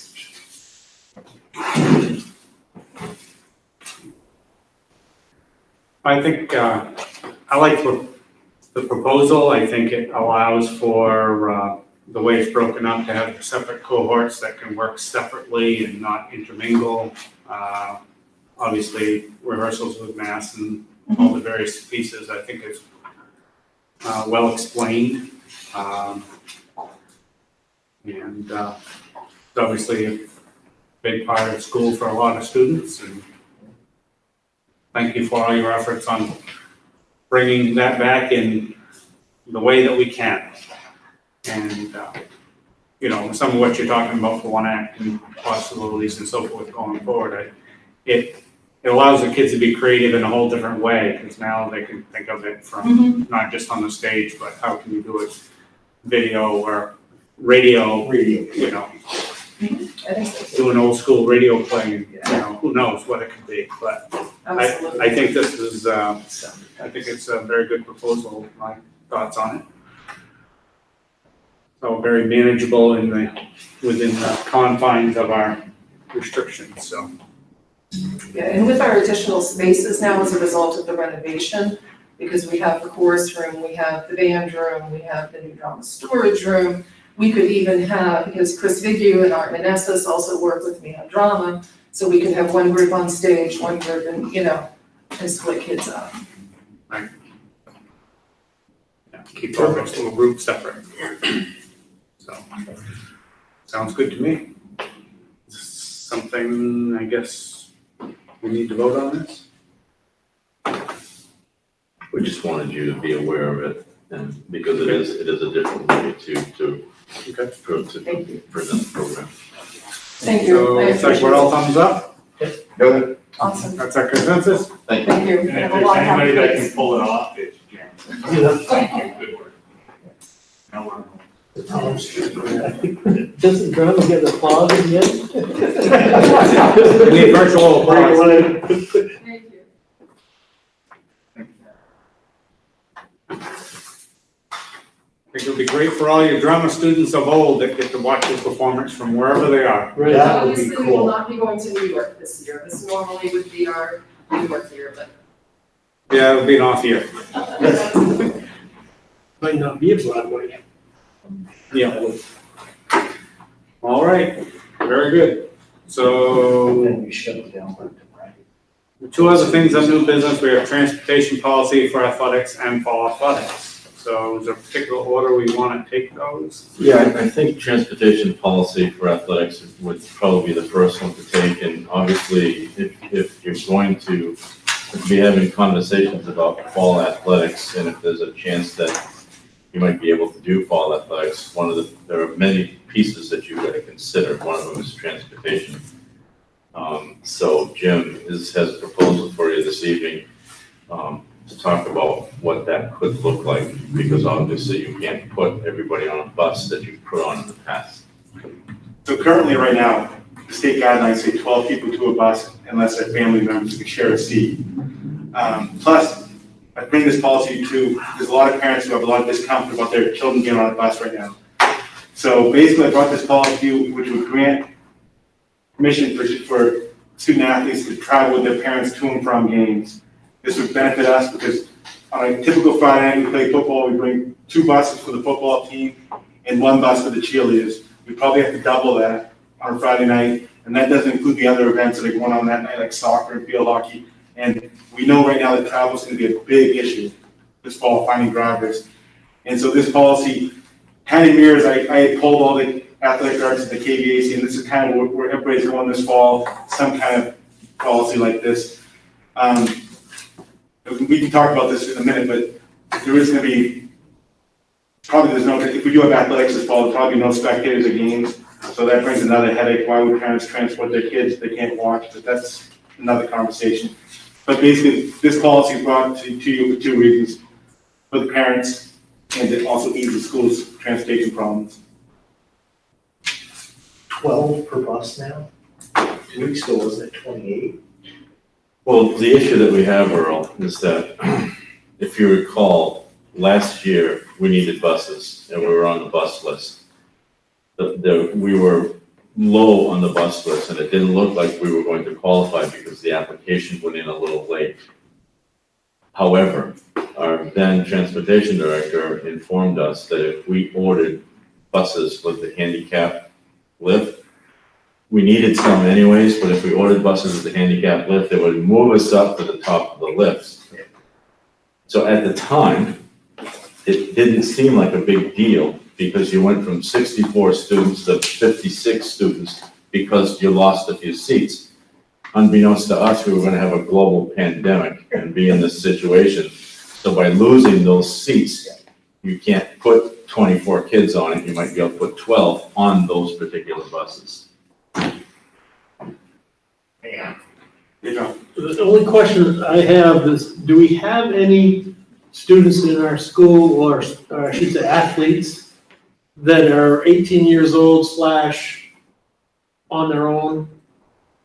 I don't think we do, but I can't think of anyone, but I don't know the That's answer it, to not that. right off the top of my head, I can't think of it, nobody's ever made a request, nobody's actually. It's actually. Because the last line says students are not allowed to transport themselves, but that would be a case where you probably have to make an exception if the person lives by Why are themselves. students not allowed to transport themselves? They're the junior or senior. Must be a liability thing. It's always been a policy, plus a lot of coaches want the teams traveling to and from games. Well, no, I mean for this year. Oh, Like, why would we not have I mean, they travel to practice, why would we restrict, like, if we made a policy, juniors and seniors with written consent could transfer? my fear would be for us would be liability, I mean. That's what I think. But they travel to practices. Yeah, but practice is here, Traveling to a practice in Winslow and traveling to a game in Mount Blue are. is.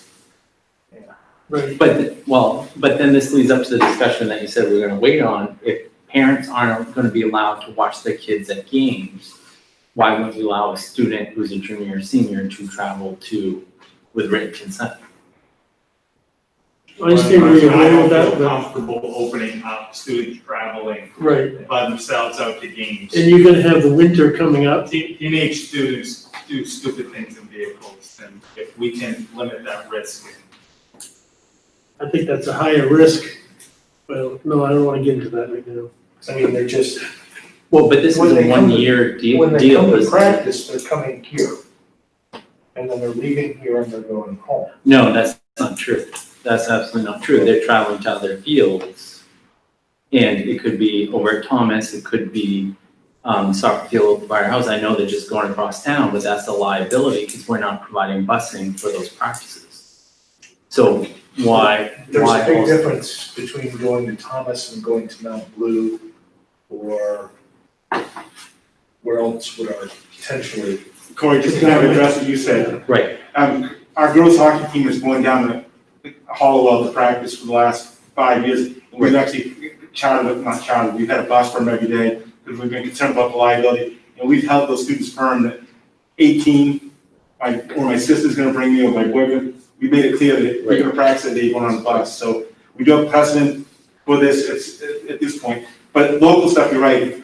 If we're having a baseball practice on Kobe's turf, we don't transport them. If we're going to Thomas for a game, we don't transport them. But we've played games in Presque Isle. no, I totally understand that, but even if we put on like a mile limit, if it's within 20, if we're gonna have a game within 15 miles or something, just during the pandemic, I'm not saying changing the whole.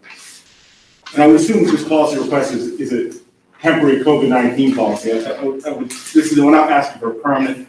No, This is COVID. Now, with transportation, the good news for this year is gonna be all athletic events can be played in local parks. So for example, in soccer, you're gonna play Lawrence, Messalonski, Waterloo, Erskine. You're gonna play basically, they're gonna try to keep us within 20 miles of our school. right, so again. But this year, we're not looking at Presque Isle or Hampton Academy or York for football, something like that. Right. So again, I would request, why wouldn't we allow a junior or senior to travel to a game such as Lawrence or Messalonski, which is just across? It was a short distance, Waterville, Lawrence, Meso. Outside of that, I would really struggle with that. I mean, that's where I would look to within a certain, just for this year. I'm not asking for a long-term change, but I'm just thinking if we're trying to keep kids off of buses. Now, with that being said, with this policy, we're still gonna have a bus for the kids who don't have any ability to Right, transport. So I don't want you to think we're gonna shut any child out. There will be a bus there, for that child that doesn't have parents or grandparents or guardian, whatever transport. We'll still have a bus or buses, but we will open that door for this, you approve this policy to allow people to travel with a parent or guardian. I hear what you're saying, Corey, but I think there is a liability issue, and I'd like to know the answer to that question before, as a board. Well, that's why I don't know if we should move forward on this policy until we get, because I know we practice at different fields. I mean, if we're just talking local, and you check out practice times, where practice, they're traveling the same amount, twice as much for practices. Yeah, Well, if we want to explore that as a liability issue, I think we could move forward with this policy.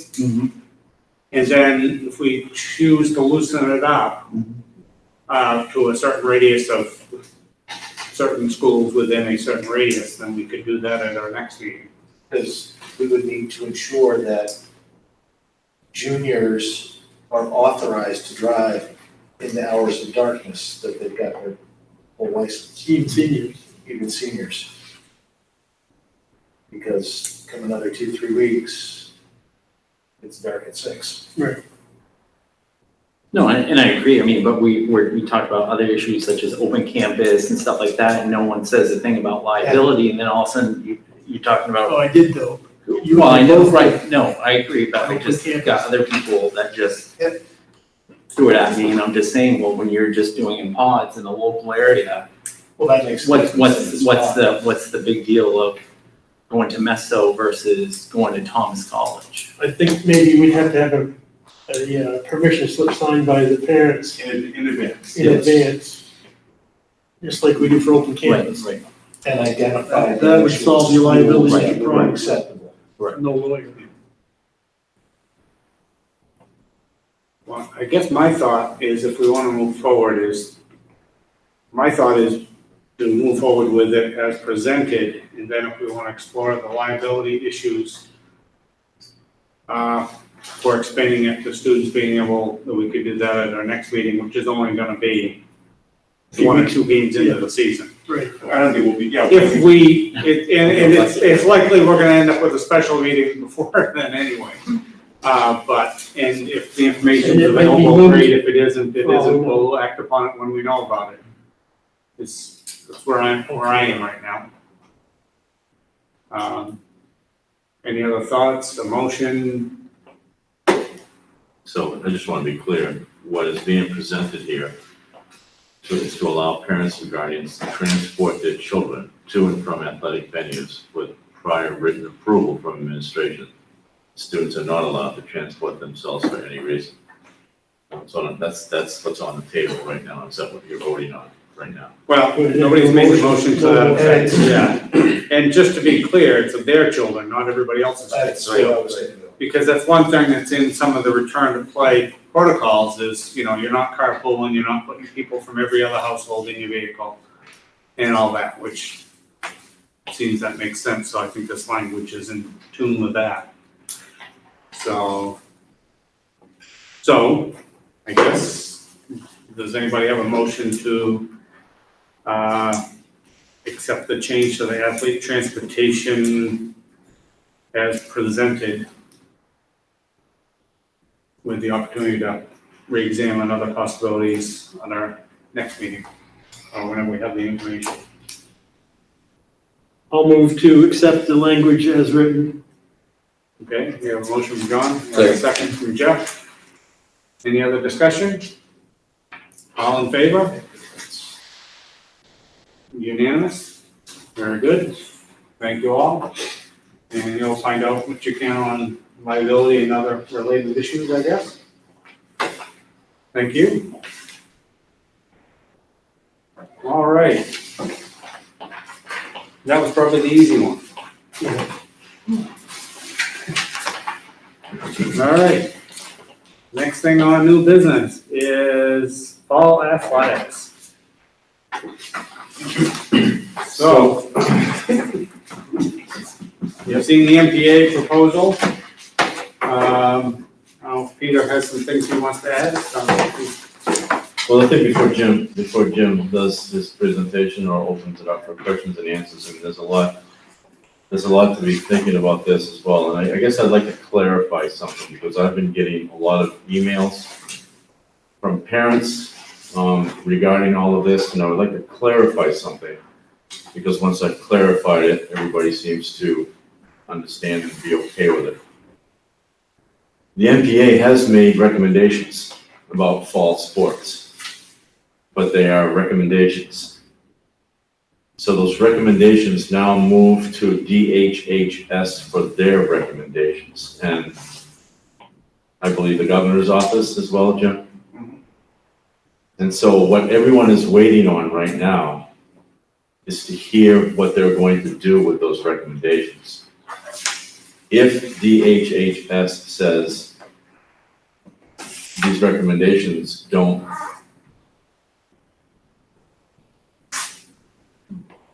aren't acceptable for X, Y, and Z reason, then you're you're no further ahead than you were.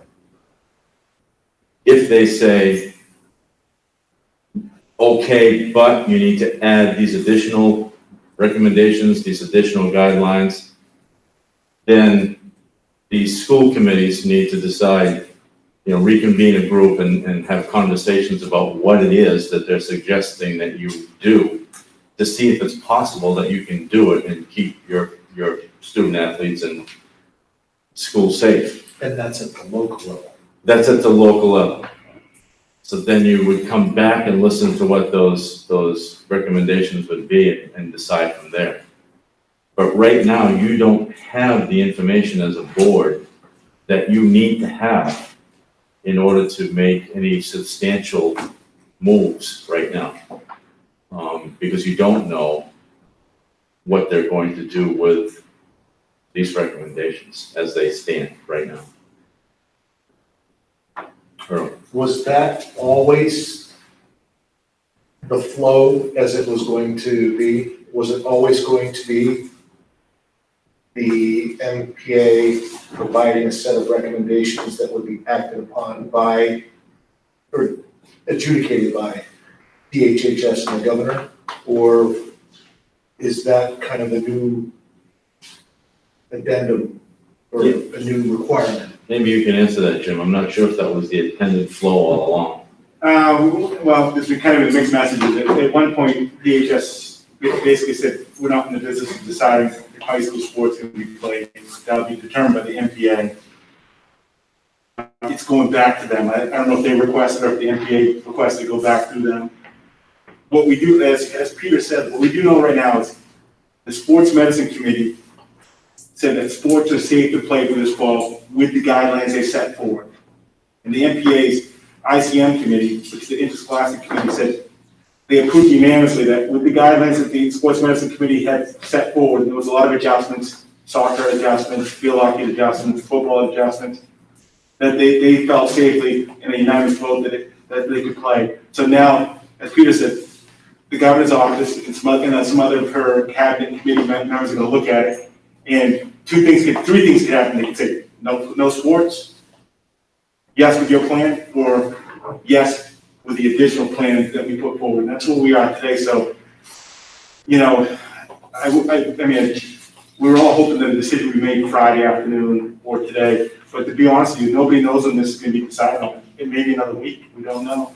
What we do know is athletics will start next Tuesday if we have approval from the governor's office. If not, we're going to be in a delay mode at that point. We would not start. Now, the delay mode would still be phase 4, what you're doing now? Yeah, right now we're in phase 4. Is like tonight, if you came on campus, you saw football at about 30-something kids out there. In the morning, cross country's out there. The soccer team's out there in the morning. Field hockey's out there in the afternoon. So right now, it's technically part of the summer program. Coaches aren't being paid a stipend. This is all volunteer. Athletes aren't required to be here. But as you can see from the mental health standpoint of it, the athletes want to be here. I mean, soccer has been doing this since like July 5th, and they go 5 days a week, and I'm amazed that he's getting 25, 30 kids to show up. Because I'll tell you, I don't know if I want to go out and run in 93 days, but these kids want to be connected to something. As I told parents who were concerned, I say athletics always has a risk of injury. Now we just add COVID to it, that's another risk. But there's never a guarantee that there's no risk when you play sports. But what we do know is the mental health component is so important right now, because these young people have been sitting since March 15th, and they're dying to have interactions with their peers. They're dying to be physically active again. So I had a parent say to me, do you feel safe? And I said, I trust the Sports Medicine Committee, what they put forward. That's a committee that has doctors on it, trainers on it. I'm going to trust what they say and tell me it's safe with risk. I mean, but they feel confident that with what they put forward, we can do this. And Earl, to answer your question about, was this always going to be the guideline? Did it change? If there's anything I've learned since March 13th, things change daily. And what you're told one day changes just because new guidelines come out, new reports come out. It's constantly moving. I just have to make a statement. I think that the parents and the students, just like going to school or staying home and doing remote, it comes to the family's decision And I think that the sports are no different. You have to make a decision as a family, do we want to take the risk? And once you've made that decision, then you follow the guidelines. You participate in knowing that what happens, happens.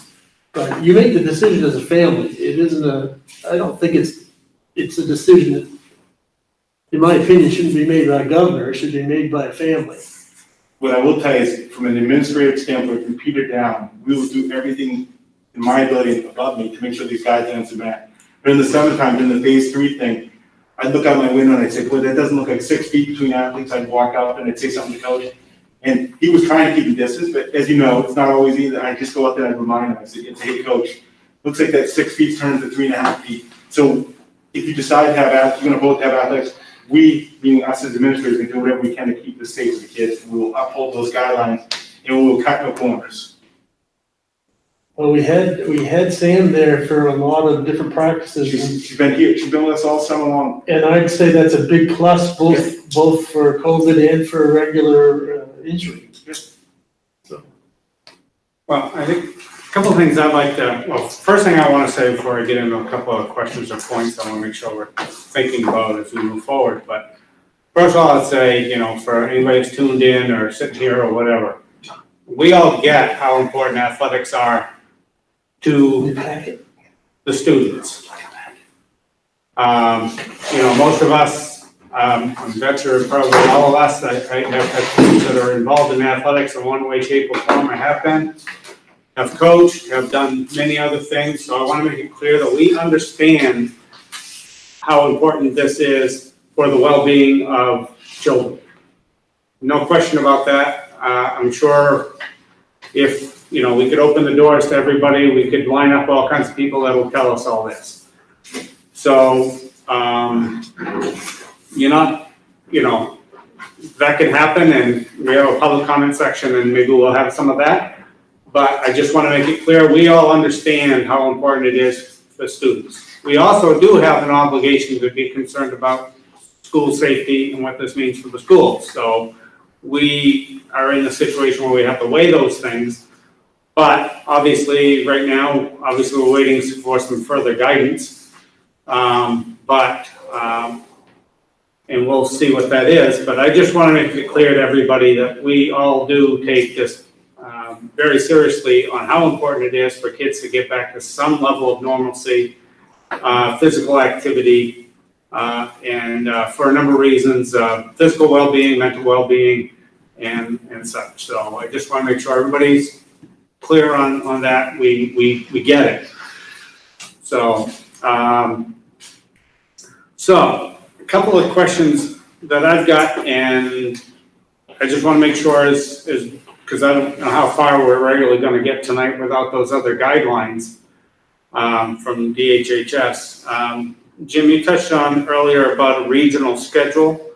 I think the further afield we go in travel and such, I think, raises risk levels. What can you say about regional schedules for the various fall sports? Every sport has its own pod, but I'll give you the field hockey pod, for example, because I know it's Mayor Basketball. It's going to be Skowhegan, Meslonsky, Mount Blue, us, help me, Barnes. So there'll be regionalized pods in every sport. With the thought being, even if it's class A, B, the only sport that won't be regionalized will be football, because of enrollment, we're gonna have to travel a little bit for football if we play football. Every other sport's gonna be probably within a 20-mile radius, which will limit our travel. Okay, so you touched on field hockey, soccer, is similar? Yeah, I can't think about it. Same thing. Soccer would be probably similar, except maybe an Erskine in there, or in a block. Like water wouldn't be in our field hockey pod because they kind of did it by strength of past performance and stuff. Right. But basically, you're going to see the same teams. It's just going to be localized, unless some schools did opt out of certain pods because of competitive reasons. Right. Well, of course, it's a shorter schedule as well, so you don't need as many schools involved to cover your schedule. There'll be a maximum of 10 games in soccer and field hockey, and there's no minimum. So let's say you only play 5, it'll be an open tournament. Now, I'm sorry. Just while you touch on that point, so I haven't seen the details on the tournament information. I mean, is that determined or is that? Not still determined, a project? they just said they would have an open tournament, and Hill Points, everybody would make the tournament unless you decided to opt out, if you didn't want to be in the tournament. But So it'll probably be a preliminary round for seeding and then go from there, some sort. As we're seeing in many other professional sports and So that otherwise would- doing some of that. That would lead to more travel in the playoffs, possibly. Yeah, but they'll still, I'm sure they're still gonna look at it, I know there's, to give you a quick story. This year soccer was gonna be in Prescott, the Maine Principal Association said, Prescott, you'll get it next year.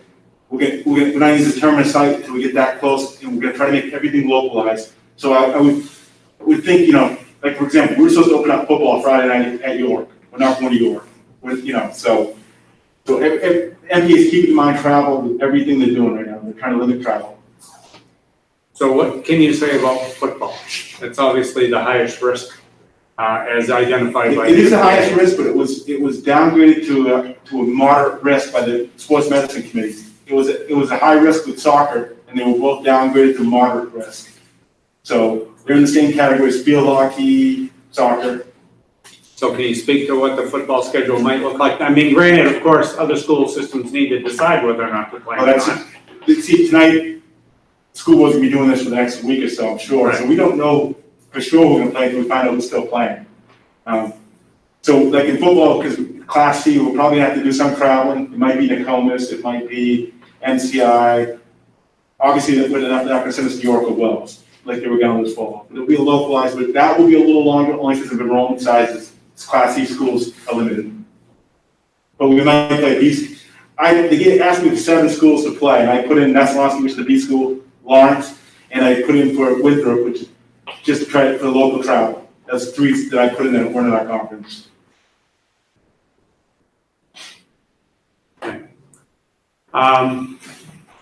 So a couple other things, I'm not looking for answers currently, but as we move forward with plans, maybe you have some of these already, you've been thinking about it.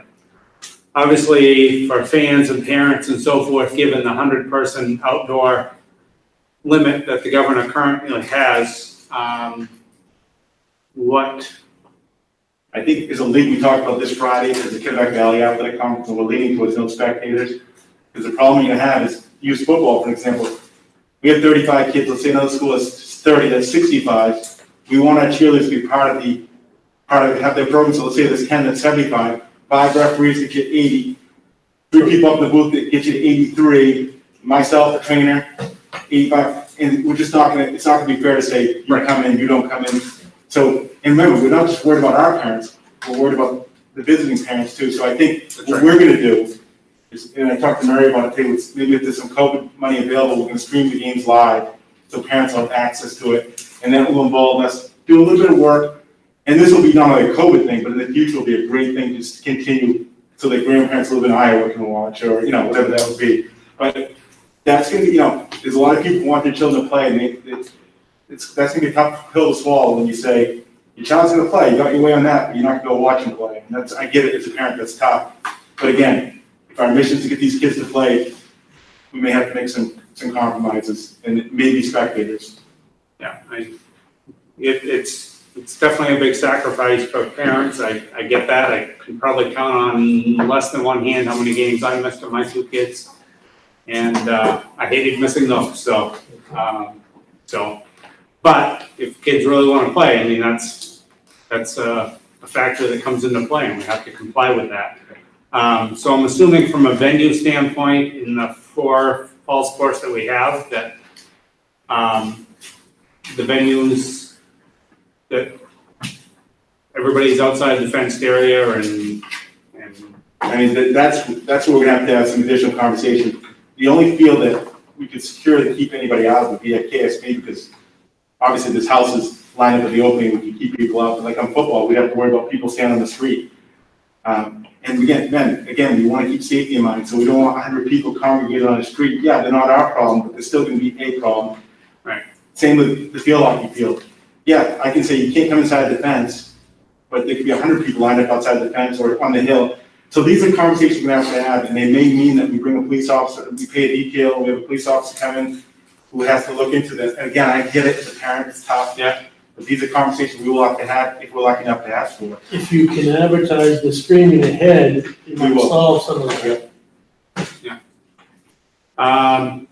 So toward what you were saying about you observing practices and such and them getting closer together, having read these MPA protocols, I think it's a great idea that there is somebody who's responsible on each sideline and wherever it needs to be in the facility to make sure that protocols are being adhered to, because the coaches can't do it. And I don't think any one person could do it at a venue. Just to tell you, different things like football, for example, sideline go from the 10-yard line to the 10-yard line, meaning you have 80 yards for your players to stand. There should be no reason with 80 yards for players to be within 5 yards of each other. And if you're not in the game, you'll be wearing a mask. Right, but my point is, coaches aren't, Right. they're busy with the game, they're not. To me, as an athletic director, I would say something like, when you get that much space, there should be no reason to be on top of each other. There are 80 yards for 35 young people. I mean, Right, but I have a hard time thinking the adherence to the protocols is going to be very strict if there's nobody there holding them to it. Everything from, having the names on the water bottles to whatever else, because we know how kids are. We've all seen it, those of us have been on sidelines. Boosters. I mean, we've seen kids share mouth guards. I mean, it's, I will say how does this, that sound? the coaches this summer took it real COVID, serious. COVID. The coaches said to the kids, we have to do this if we want to play sports. So the coaches understand it's their responsibility, even though maybe during game time, they're not gonna be able to do that. We'll be around the police, we'll have people around the police but overall, these young people have been learning a lesson the last 6-7 weeks. They know what it's gonna take to play sports. And they know they can't share mouth guards. They know they can't share water bottles. This is the new way of doing things, so. And, I mean, as far as I talked about observers and facilitators, I guess, given the guidelines that are there regarding, sanitation stations and all those things, that's gonna take some extra resources, that I assume you'd have to coordinate. So I assume you've got some thoughts and plans on that.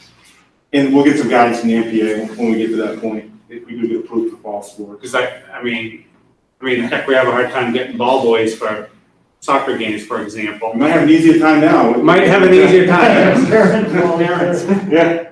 Get some parents volunteering, but I'm just saying, setting up the sanitation stations that are required and such like that. I mean, somebody's got to do all that work.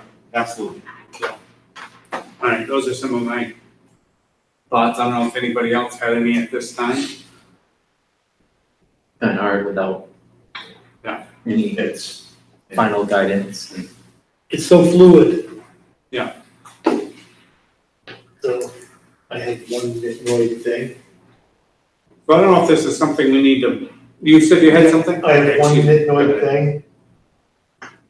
Under the recommendations for football, for visiting team, they really need to provide their own volleyballs for warm-up. I caught that. Yeah.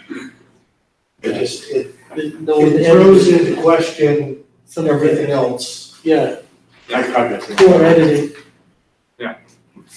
So toward that end, in touching visiting teams and so forth, locker room facilities, the social distance, all that, obviously the only sport that, I don't know what field hockey does for locker rooms, soccer, of course, they're over there, so they don't have any. The thought of locker rooms will be that we will not have any locker room use.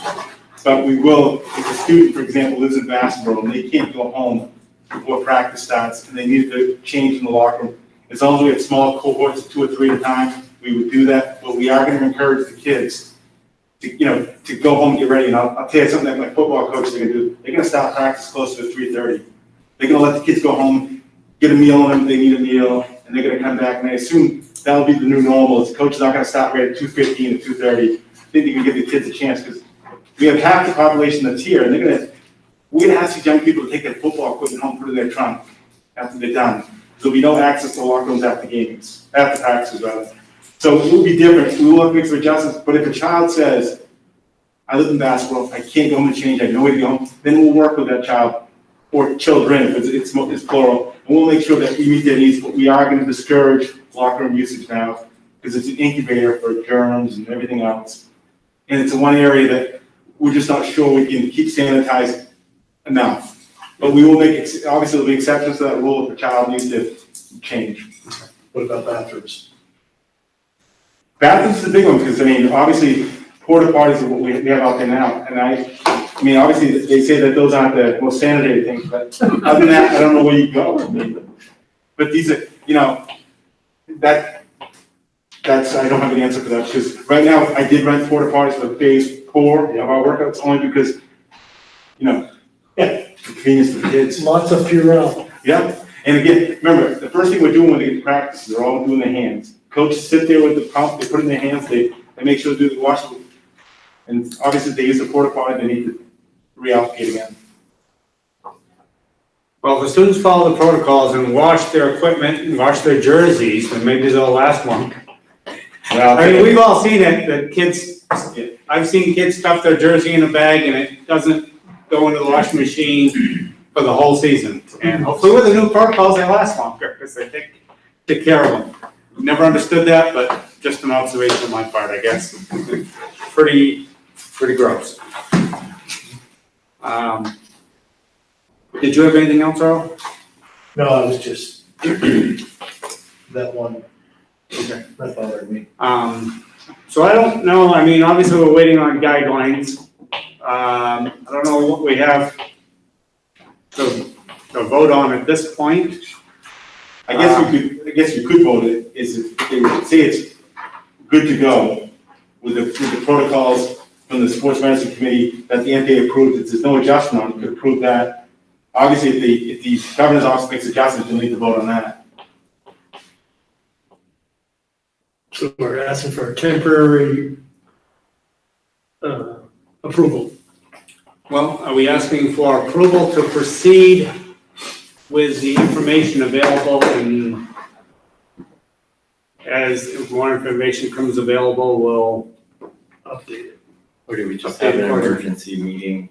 I mean, we're gonna end up having another meeting. Yeah, like, do we just wait till that, because because we already gave an Well, but approval. we don't wanna hold up any practices or games, so Well, we want something approved. So one of the things that the MPA has said, I was listening to that 12-member panel at the end of the day on Friday, and one of the things that they said is that some school districts may have to delay the start because they may not be able to put everything in place that might be additional recommendations or guidelines.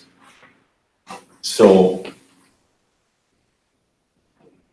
I think it would be wise to hear what it is they're going to come out with for recommendations so that you can have an intelligent conversation about what those recommendations are. And then work at how do you reach them.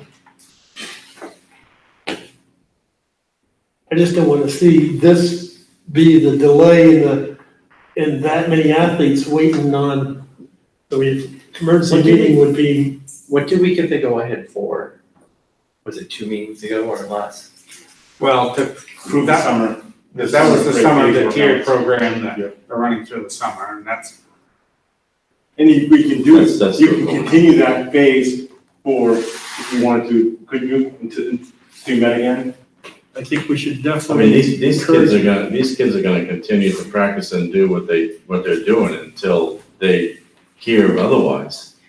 But what you're waiting for is the next level of recommendations so that you can work towards making that happen for them.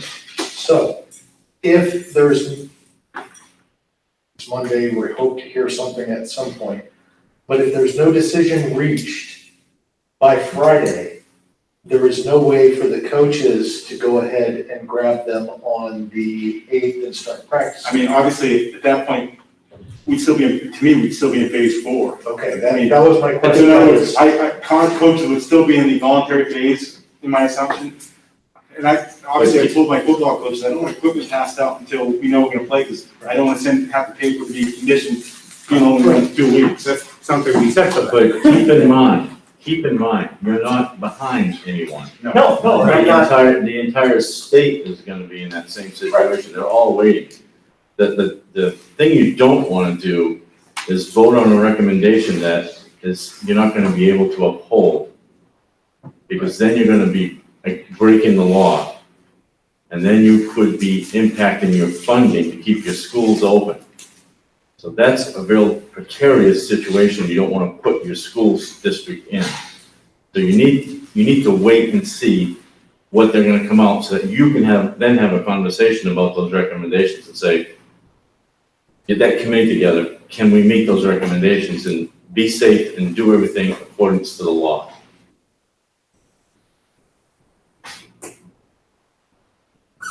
Everybody in the state is in the situation you're in right now. You'll see that some school districts have pulled the plug on sports because they don't feel that they're ever going to be able to meet the requirements that are established. That's not what you're saying here.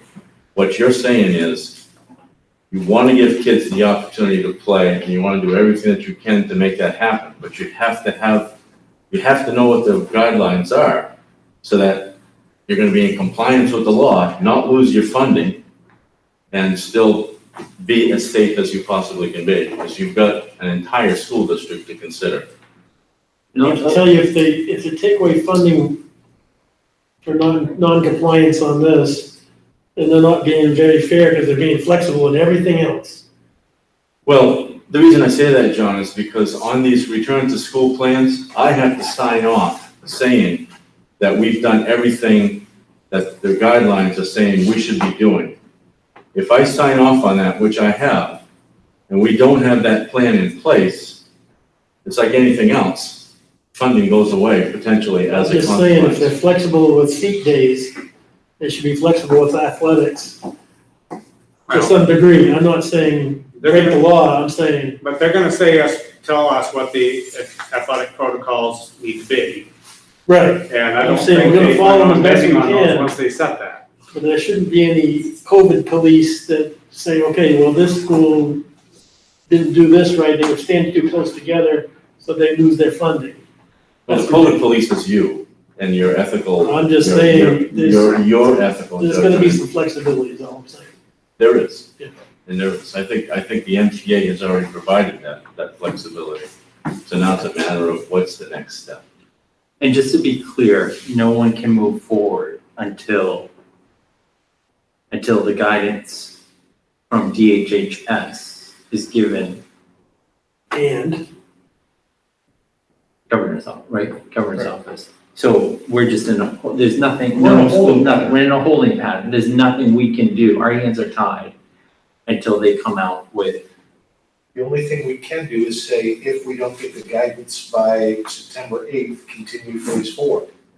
Right. So I think that's where we are, is that not to have a vote, but just a consensus. If we have a consensus to proceed on with what we're doing now until we receive guidance otherwise, of which then we will reconvene and act upon that. Does that Okay, that's me. seem like the consensus opinion? I only have Yes. 2 thumbs, but. Yes. Yes. Okay, so that seems to be the consensus. So when we get more guidance, we will have a special meeting, because that will be long before our next one. All as to what the timeline is for that? I mean, is there anything at all? Do you think it could be a while? They just don't know. We don't. That question was asked of, is it Mike Burnham? That was asked of him late last Friday. And he said that everybody is aware of what's at stake and would anticipate that a decision would be made as quickly as possible. What that means is, Should have already been done. Well, I think it's important for our athletes to know that we're not pulling the plug at this point, but of course, we don't have the information we need to be able to move forward, and until we have that, we have to work within the parameters that we have to work within, so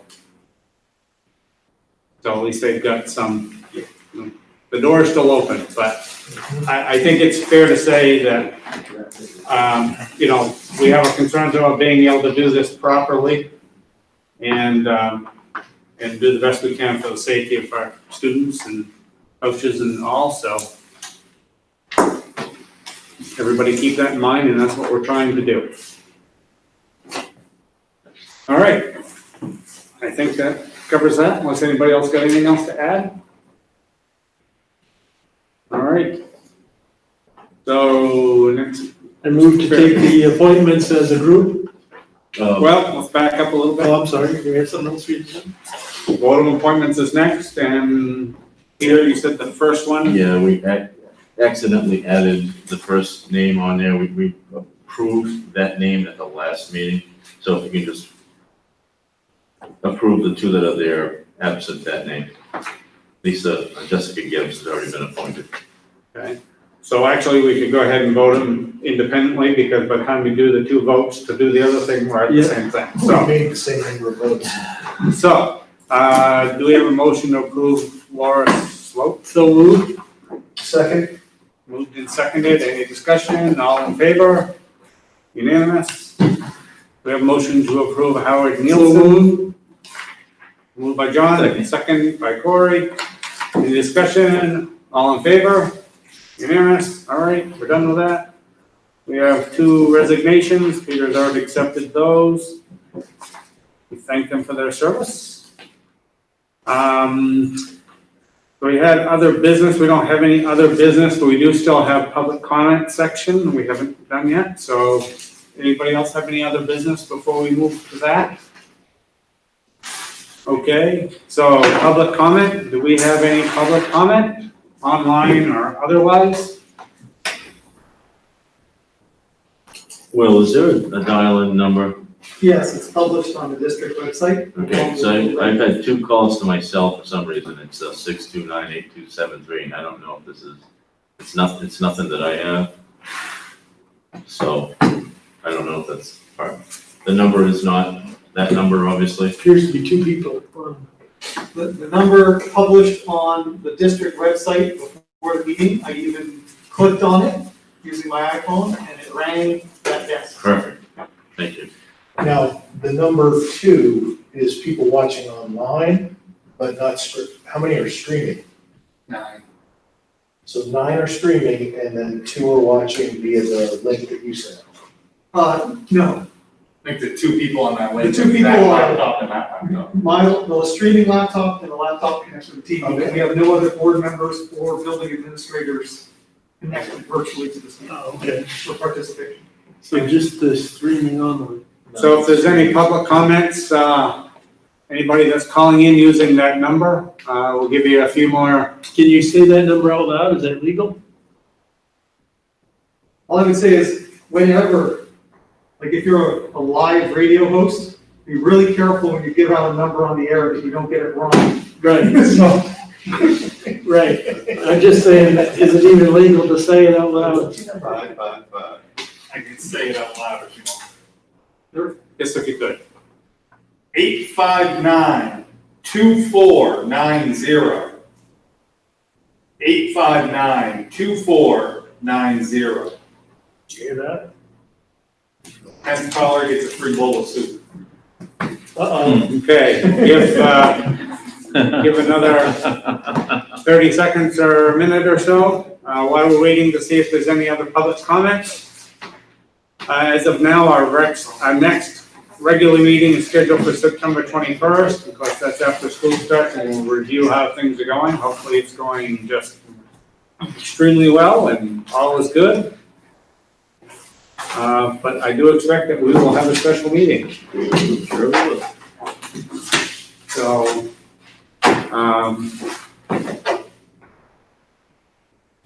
just waiting to see if the phone rings, but nothing. We'll start today? Okay, the phone is not ringing. I know there's a little lag online, so I guess we gave a little bit of time. All right, unless anybody has anything else, do we have a motion to adjourn? We do. We have a second. Second. Motion from Corey, second from Joe.